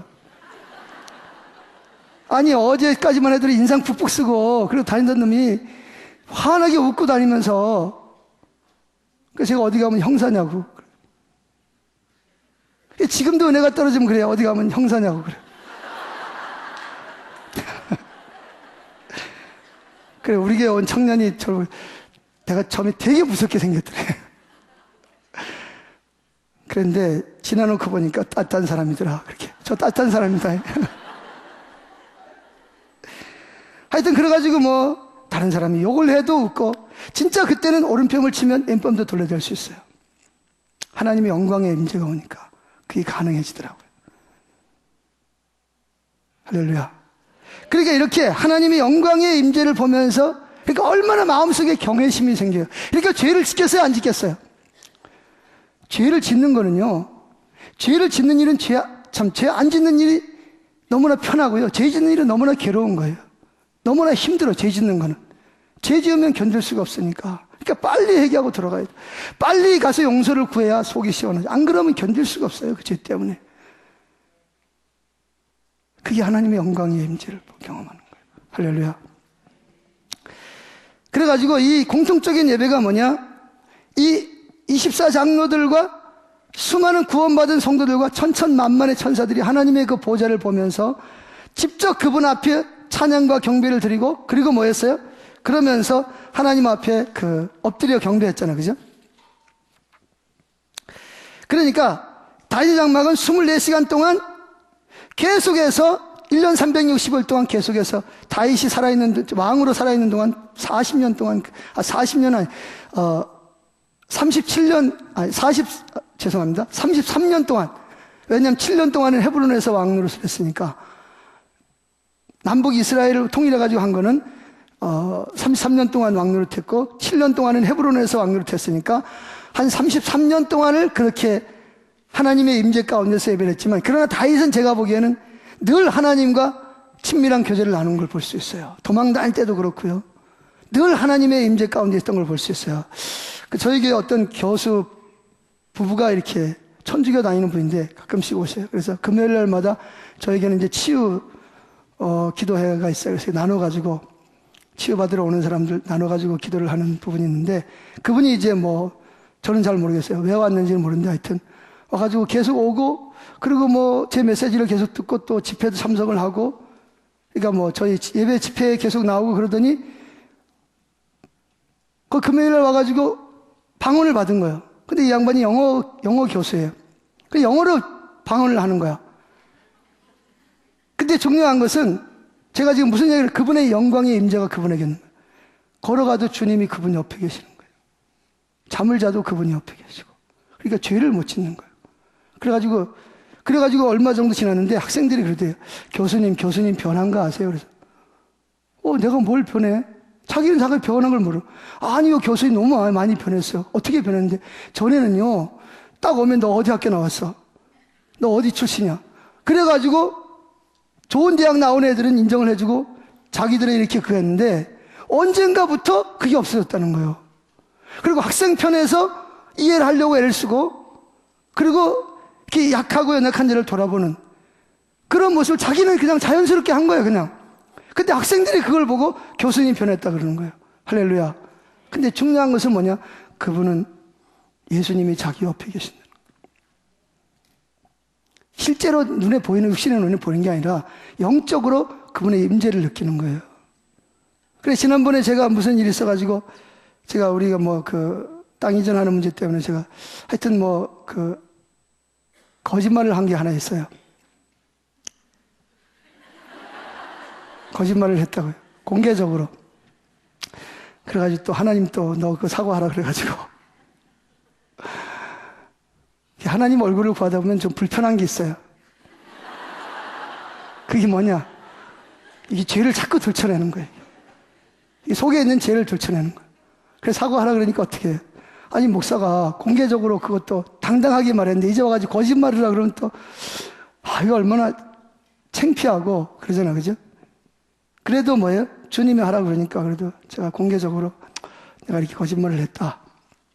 사실이지만 하여튼 그게 거짓말이 됐어요, 하여튼. 그래가지고 이제 거짓말을 했다 했더니 이분이 그날 그또 와가지고 예배를 드리고 그 설교를 듣고 자기가 거짓말한 게 다 들통이 나는 거예요. 속에서 또 성령이 또, 야, 봐라, 저 목사 너 거짓말, 너도 거짓말했지. 이래가지고.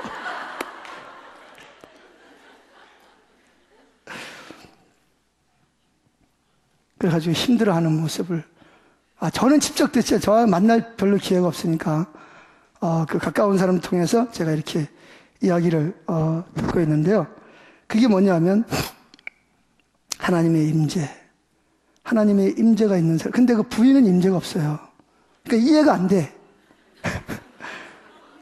부부지간에도 그러잖아, 그죠? 똑같은 예수를 믿어도 한 사람은 임재가 있는데 한 사람은 임재가 없으면 이해를 못 하는 거예요, 이 사람이. 왜 그러는지.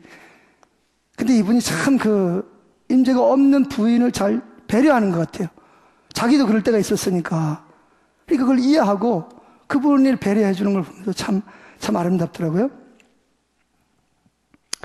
자, 그래서 이 다윗의 장막에서 특별히 중요한 것 중에 제가 다루려고 하는 것이 기도 운동이잖아요. 기도 운동. 기도 운동에는 다윗 장막에는 두 가지가 있다고 했죠. 하나는 뭐예요? 찬양과 경배와 또 한 가지는 뭐예요? 중보 기도예요. 여기 요한계시록에 보면 그런 게 있죠. 찬양과 경배, 하프는 뭐냐? 하프는 찬양과 경배를 말하는 거고 보홀이 있어요. 보홀은 뭐냐? 중보 기도를 말하는 거예요. 그래서 하프에 대해서는 이제 오후 2시 반에 이길수 목사님이 말씀해 줄 거고 저는 보홀에 대해서, 즉 중보 기도에 대해서 기도 운동에 대해서 좀 살펴보려고 합니다. 여기 사도행전 15장에 보면 하나님이 무너진 장막을 다시 일으키신다는 말의 근본적으로 신약시대의 예배의 모델로서 다윗 장막의 질서를 채택한다는 말인데 거기에서 한 걸음 더 나아가서 여기 보면 다시 보세요.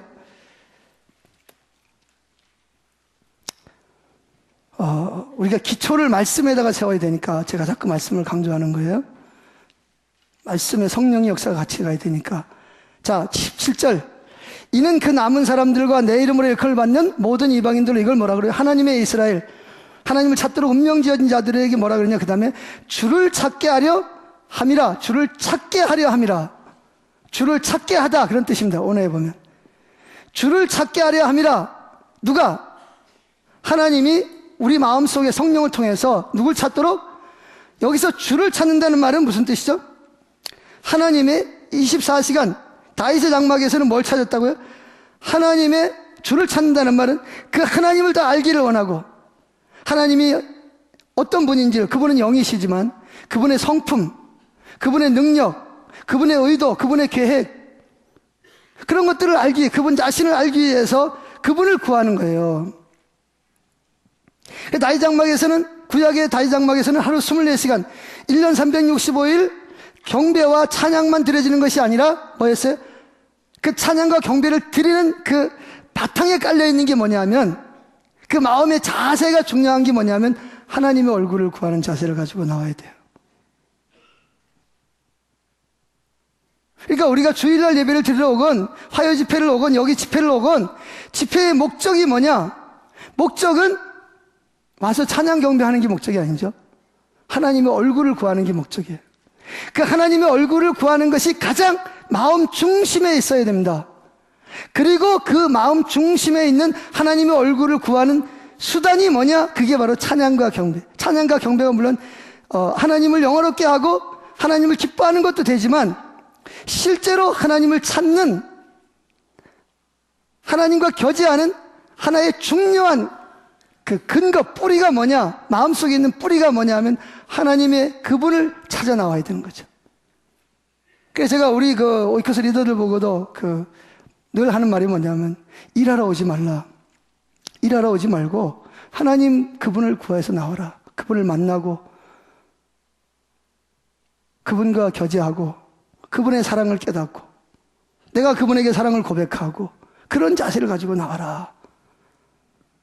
일하러 오지 말아라. 많은 경우에 보면 사람들이 하나님 앞에 나올 때 뭐하러 와요? 일하러 오는 거예요. 일하러. 자기 맡은 사명이 있으니까. 저 같은 경우에는 설교자니까 예배자니까 그거 맡은 순서에 하러 오는 거예요. 누굴 구해서 나오는 게 아니고 하나님 그분을 구해서. 그래서 그런 마음의 자세를 가지고 찬양하고 경배할 때도 그 마음에 있어야 되잖아요. 아멘? 근데 그건 눈에 보이는 게 아니에요. 그건 마음에 있어요. 근데 그것이 뭐예요? 이걸 우리는 뭐래요? 본질이라고 그러죠. 본질. 그걸 갖다가 찬양의 가사에다가 우리의 마음을 본질을 담아서 누구에게 드리는 거예요? 하나님께 드리는 것이 예배 아니에요. 그죠? 그런데 예배는 거창하게 드리는데 순서는 잘 진행을 하는데 뭐가 없어요?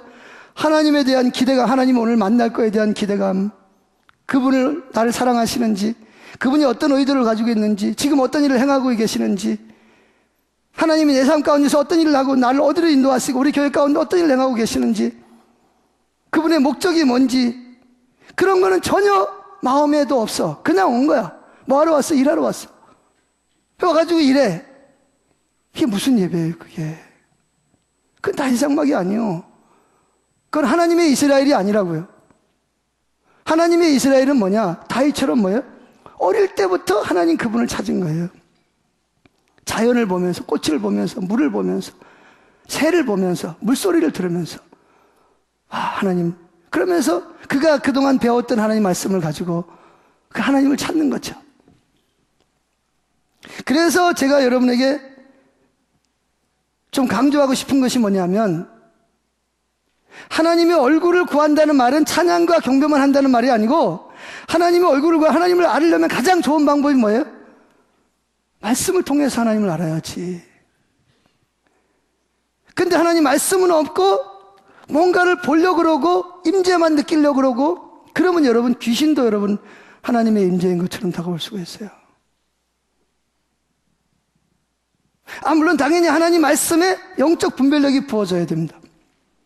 그래 어떤 분들은요, 성령 받는다고요 가가지고 있다가 뭘 받느냐, 극히 드문 예지만 제가 귀신 쫓아내면서 제가 경험한 내용은 뭐냐면, 본인은 성령 받는다고 열심히 기도했는데 성령을 받았어요. 근데 이게 이상한 거야 좀. 그래가지고 와서 보면 뭐가 들었냐, 사단이 성령인 것처럼 들어와가지고 속이는 거예요. 원래 사단은 원래 속이는 거잖아, 그죠? 요한복음 8장 44절에 원래 사단은 뭐 하는 거예요? 거짓말쟁이에요. 에덴 동산에서부터 거짓말해가지고 살인한 거 아니에요. 그러니까 이게 성령인 것처럼 속이는 거예요. 그래가지고 뭐 하나님 음성도 듣게 하고 뭐 환상도 보게 하고, 근데 9가지는 맞는데 10번째 가가지고 딱 틀려버리면요, 속이는 거죠 그게. 그럼 참 곤란합니다. 그게 왜 그러냐? 2가지가 중요하죠. 그러니까 우리가 하나님의 찬양과 경배를 통해서 하나님의 임재를 구하는 것도 좋지만, 그 임재의 근간이 뭐냐, 뿌리가 뭐냐, 하나님 말씀이라는 거예요. 아멘. 그 말씀을 소홀히 해가지고는 절대로 안 돼요. 기도는 그냥 밤새도록 기도를 하는데 성경은 안 읽어. 그래 무슨 이야기를 하면 무슨 말인지를 못 알아들어. 2번째가 뭐냐 하면, 하나님 말씀을 많이 안다고 해가지고 되는 게 아니고, 거기에 뭐가 있어야 돼요? 성령님의 조명을 통해서 영적 분별력이 보여요. 그래서 말씀과 성령의 조화가 같이 가야 됩니다. 어느 한쪽으로 치우치면 안 돼요. 그래서 제가 전에 대학원에서 이렇게 배울 때 그 교수님들이, 제가 저한테 특별히 지금도 기억에 남는 교수님 뭐냐, 기도를 1시간 하면 성경을 1시간 읽어라. 근데 그게 쉽지 않더라고요. 기도 1시간 하는 건 쉬운데 말씀 1시간 있는 거는 쉽지 않아요. 근데 이 균형을 맞춰야 된다는 거죠. 안 그러면 어느 한쪽으로 치우쳐지게 된다는 거죠. 그렇기 때문에 이 하나님의 얼굴을 구한다는 말의 의미는 뭐냐? 하나님 말씀을 읽는 거예요. 말씀을 읽고 연구하고. 여러분도 좀 그런 좀 열정이 있으면 돼요. 제가 21살 때가 제가 그때 당시에 주석을 샀어요. 주석. 흑기 주석이라고. 그때는 주석이 별로 없었어요. 12권짜리 되는데 엄청난 제 한 달 월급 다 쏟아붓고 제가 흑기 주석을 샀거든요. 지금도 제가 가지고 있는데 보물처럼 가지고 있어요. 이거 뭐 성경에 있다가 궁금하면 맨날 목사님한테 물어볼 수도 없고, 주변에 뭐 다 나처럼 비슷비슷한 사람들만 있으니까 누가 알려주는 사람도 없고, 그러니까 이게 답답한 거야.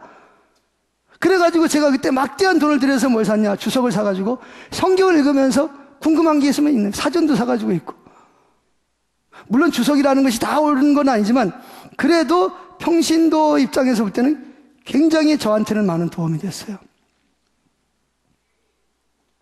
여러분, 기도 참 중요합니다. 찬양 경배 참 중요합니다. 근데 하나님의 얼굴을 구하는 데는 뭐도 포함된다? 말씀을 연구하는 것도 포함되는 거예요. 성경 공부를 하고요, 말씀을 연구하고 깊이 파고 들어가고요. 그리고 중요한 것은요, 말씀을 읽고 하나님 앞에 가서 앉아 써보세요. 성령님이 오셔가지고 주석을 해주세요. 그게 무슨 내용인지 다 이렇게. 그럴 때 빨리 적어야 돼. 그때가 지나면 잊어버려, 그럼. 저 같은 경우는 이렇게 앞에 앉아있으면요, 그냥 하나님 앞에, 하나님 얼굴, 하나님이 오셔가지고 이렇게 그동안 궁금했던 부분들에 대해서 어떤 부분에서 이렇게 말씀하세요. 그리고 그걸 다 적어요. 적어가지고 놨다가 그걸 참고로 하는데, 여러분, 말씀을 소홀히 하면 안 돼요. 그래서 앞서간 믿음의 선배들에 대한 책, 여기 뭐 믿음에 의한 중보기도 같은 것도 읽으면서, 또 앞서간 믿음의 선배들의 이야기도 있고 주석도 있고, 그러면서 동시에 뭘래요? 그러면서 찬양과 경배를 하나님께 나가야지. 하나님 말씀은 백지인데 거기다가 찬양 경배만 하고 하나님의 영광만 구하면 속을 수도 있다니까요. 속을 수도 있고 잘못된 길로도 갈 수도 있어요. 그럼 또 이 경험이라고 하는 것은요, 보고 한 건 경험이죠. 들었으니까. 누가 옆에서 뭐라 그래도 말 안 들어요. 뭔 얘기야, 나 봤는데. 내가 어젯밤에 봤다니까. 주님이 나타나서 나 이렇게 말씀했다니까. 아니, 성경이 이렇게 말하는데, 아니, 시끄러워. 이게요, 경험은요, 엄청난 뭐가 있어요? 파워가 있어요. 느낀 거잖아요. 경험한 거잖아요. 근데 이 말씀은 경험이 안 된 거잖아요. 그러니까 이 말씀을 소홀히 하는 거예요. 그리고 책 읽는 걸 소홀히 하는 거예요. 제가 이렇게 책 읽다 보니까 어떤 경우에 이렇게, 이런 경우에는 이렇게 글씨가 많아가지고, 야, 이거 요즘 사람들 글씨 읽기 참 책 읽기 싫어하는데, 저건 누구나 몇 명이나 잘 읽으려나. 그런 생각이 들어요. 그래서 우리보다 앞서간 믿음의 선배들에 대한 책을 읽고, 테이프도 듣고, 그러면서 뭐예요? 하나님의 얼굴을 구해서 나가는. 그리고 실제적으로 또 해봐야 돼요. 실제적으로 해보면 그게 쉽지 않다는 것을 알게 돼요. 실제적으로 해보지 않으면요, 그건 그림의 떡이에요. 아무리 그림의 떡이 있으면 뭐예요? 먹어야 배부르지. 실제로 해봐야 돼요. 떡을 드시기를 축복합니다. 그래서 다윗 장막은 첫째로 무엇보다도 하나님의 얼굴을 구하는 것이다. 그래서 이 하나님의 언약궤에 머물렀던 하나님의 영광, 또한 사람들의 개방되어 있어요. 저는 이 다윗이 시편 26편에서 이렇게 고백을 하고 있습니다. 26편 8절, 여호와여, 내가 주께서 계신 집과 주의 영광이 머무는 곳을 사랑하오니. 주께서 계신 집, 첫 번째, 하나님이 계신 집이 뭐예요? 다윗 장막, 그 장소. 두 번째는 뭐예요? 주의 영광이 머무는 곳을 사랑하오니. 어디에 하나님의 영광이 머물러 있어요? 다윗의 장막에 하나님의 영광이 머물러 있는 거예요. 다윗도 그곳에 들어와서 하나님의 영광의 임재 안에서 하나님의 아름다움을 바라보면서 하나님의 얼굴을 구했어요. 하나님의 얼굴을 구했다는 말은 지금 말한 것처럼 말씀을 읽고, 아브라함에 대한 그런 하나님 말씀, 앞서간 선배들에 대한 이야기를 듣고, 그러면서 찬양 경배로 나가면서, 그러면서 하나님의 임재를 통해서 그분이 오셔서 말씀을 가지고 가르쳐 주시도록 했다는 거죠. 그러면서 마음에서, 그의 성전에서, 그는 누구예요? 하나님이 계시는 곳에서 사모하는 그것이라. 다윗이 한 것처럼 하나님의 영광이 임재 안에서 하나님의 아름다움을 바라보면서, 하나님의 아름다움, 하나님의 임재죠. 그럼 이 하나님의 아름다움이 뭐냐? 하나님이, 그럼 특별히 여러분, 하나님의 얼굴이 뭐예요? 얼굴.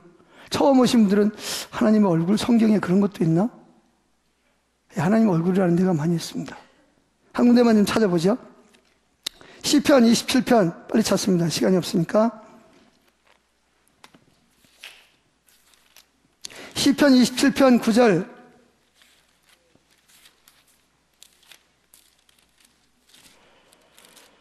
찾으셨나요?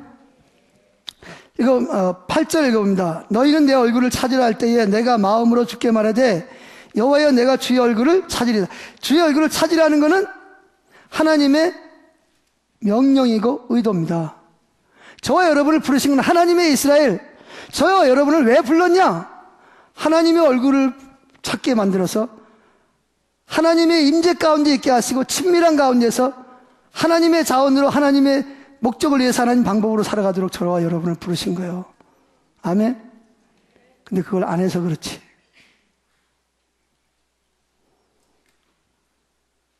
여러분, 성경에 에레미야 보면 그렇죠. 내가 아침부터 저녁까지 불렀는데 너희들이 안 들었다. 그러니까 그들이 뭐라 그래요? 언제 불렀는데요? 성경에 이미 누굴 찾으라고 말씀하고 있어요? 왜 대답을 안 하셔요? 누굴 찾으라고요? 내 얼굴. 내 얼굴은 누구예요? 하나님의 얼굴을 찾으라. 그럼 하나님의 얼굴이 있어요, 없어요? 여러분 사진 찍으면 어디 찍어요? 다리만 찍는 거 봤어요? 배만 찍나요? 어디 찍어요?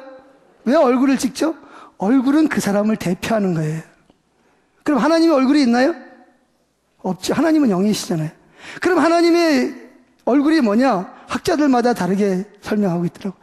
그런데 제가 보기에는 하나님의 아름다움. 하나님의 아름다움은 뭐냐? 하나님이 나를 사랑하시는 하나님의 성품. 자, 아가서를 찾아봅시다. 빨리 찾으세요. 2장 2절. 여자들 중에 내 사랑은 가시나무 가운데 백합화 같도다. 8절. 2장 8절. 내 사랑하는 자의 목소리로구나. 10절. 나의 사랑하는 자는 내게 말하여 이르기를 나의 사랑 내 어여쁜 자 일어나서 함께 가자. 누가 누구 보고 하는 얘기죠? 하나님이 하나님의 이스라엘 보고 하는, 신부 보고 하는 얘기예요. 신부가 누구죠? 오늘날 교회가 신부예요. 그래서 하나님은 오늘날 신부된 교회를 세우고 계신 거예요. 이 집회를 통해서 하나님의 의도가 뭐냐? 하나님의 이스라엘. 그걸 다른 말로 말하면 예수님의 신부를 세우는 거죠. 신랑은 예수님이 신랑이고 신부는 누가 신부예요? 우리가 신부예요. 자, 거기 보면 4장 6절을 보세요. 뭐라 그랬어요? 다 같이. 내 신부야. 4장 6절 아가서. 뭐라고요? 내 신부야. 누굴 보고 신부라 그런 거죠? 9절. 내 누이 내 신부야. 내가 내 마음을 빼앗았구나. 내 눈으로 한 번 보는 것과 내 목에 구슬 깨미로 내 마음을 빼앗았구나. 이게 뭐죠? 주님이 상사병 걸렸다는 거예요. 누구에 대해서? 나에 대해서. 이걸 다윗이 발견한 거예요. 다윗이 어떤 분이에요? 하나님이 어떤 분이에요? 하늘과 땅을 창조하신 분이고 위대하신 분이고 자기는 뭐예요? 자기는 그의 고백대로 어머니 아버지 암을 통해서 모태 출생할 때부터 죄악 중에 출생한 게 자기라는 거죠. 근데 하늘과 땅의 우주의 창조주이신 그분이 나를 사랑하시고 나를 기뻐하시고 나를 즐거워하시고 나와 교제하기를 원하시고 할렐루야. 그리고 나한테 반했다는 거예요. 홀딱 반해가지고 상사병에 걸린 거예요. 그래서 병이 난 거예요. 그게 바로 다윗의 눈에는 하나님이 어떻게 보여요? 아름다운 거예요. 그게 바로 하나님의 얼굴을 볼 수밖에 없는. 그래서 여기 보면 시편 27편 4절에 뭐라 했습니까? 내가 여호와께, 여러분들이 잘 아는 내가 여호와께 바라는 한 가지 일 그것을 구하리니 곧 내가 내 평생에 여호와의 집에 살면서 여호와의 아름다움을 바라보면서. 내 평생의 소원이 뭐예요? 내가 한 가지 일, 한 가지 소원이 있는데 내가 한 가지 지금까지도 해왔고 앞으로도 해야 하는 소원이 있는데 그게 뭐예요? 그것을 구할 것이라는 거죠. 그게 뭐냐? 구하는 내용은 내 평생에 여호와의 집에 사는 거예요. 왜 여호와의 집에 사는 거예요? 여호와의 아름다움을 바라보고 하나님을 사모하기 위해서. 하나님이 먼저 나를 그렇게 사랑하셨다는 거죠. 그것이 발견되어진 거예요, 다윗에게. 그러니까 다윗도 누굴 사랑스러워요? 하나님을 사랑할 수밖에 없어요. 하나님 날 사랑하시는 십자가의 그 계시가 된 사람은 누굴 사랑할 수밖에 없어요? 하나님을 사랑할 수밖에 없고요. 우리가 왜 하나님 얼굴을 구해 나가냐? 하나님 얼굴을 구하면 그분이 오셔서 하나님의 사랑과 하나님의 아름다움을 우리에게 계시해 주시면요, 우리가 그분을 사랑할 수밖에 없게 만드는, 다윗처럼. 그렇게 사랑하게 되면 뭐하냐? 하나님을 위해서 헌신할 수밖에 없어요. 제가 그때 하나님이 날 보고 헌신하라는 말 하지 않았어요. 그때는 목회자가 된다는 말은 아니지만, 그때 제가 뭐라는, 주님, 내 삶을 주님께 드릴게요. 이제 나는 주님 거예요. 주님이 저한테 그거 요구한 적 없어요. 삭개오의 집에 예수님이 들어가서 그 집에서 음식을 드실 때 그 예수님의 아름다움을 발견한, 사랑을 발견한 삭개오가 뭐라 그래요? 주여, 내가 만일 내 재산을 팔아서 어떻게 한다고? 절반을 가난한 자들에게 주겠사오며 남의 걸 토색한 것은 4배나. 누가 하라 그랬나? 예수님이 하라 그런 적 없어요. 그런데 그 아름다움이 계시되니까 삭개오가 그냥 거기서 자기 재산을 다 내놓는 거야. 내가 보기엔 절반 나눠주고요, 토색한 거 갚으면 깡통 차는 거예요. 근데 삭개오는 괜찮아. 왜? 주님만 있으면 되니까. 할렐루야. 주님만으로 만족한 거예요. 주님의 영광을 보면 더 이상 부러운 것이 없어요. 더 이상 탐내고 싶은 것도 없고요, 다른 사람 시기할 것도 없고요. 그냥 그분이 내게 가장, 내 인생에 가장 소중한 분이 되고 보배가 되고 그분이 내 목적인데 뭘 다른 걸 부러워하고 뭘 다른 시기하고 싶어하고 싸워요. 그분이면 되는데. 여러분 가만히 계산을 해보세요. 삭개오가 지금 어떻게 보면 하지 말아야 될 일을 하고 있는 거예요. 지금 뭘 먹고 살 건데, 애들 대학은 어떻게 보내고. 근데 그게 뭐냐? 주님의 아름다움을 보는 순간, 주님의 사랑. 많은 사람들은 나를 손가락질하고 테러하려고 그러고 욕하고, 그런데 하나님의 아들이신 그분이 나를 사랑해서 내 집에 들어오신 거예요. 내 이름을 알아주시고, 내 이름 아시죠? 그분이 아신 거예요. 나를 아신 거예요. 그리고 날 찾아오신 거예요. 그러니까 그냥 삭개오가 주님 내 거 다 드리겠습니다. 주님이 말씀 안 하셔도 그냥 드리겠다 그러는 거예요. 할렐루야. 또 아이고, 나는 얼굴 구하지 말아야 되겠다. 교회 또 재산 다 드리면 어떡하냐. 농담을 해본 이야기입니다. 여러분들은 그렇게 운명 지어진 사람들. 아멘. 자, 말씀을 마치겠는데요, 나머지 부분은 이제 두 분이 하실 거고,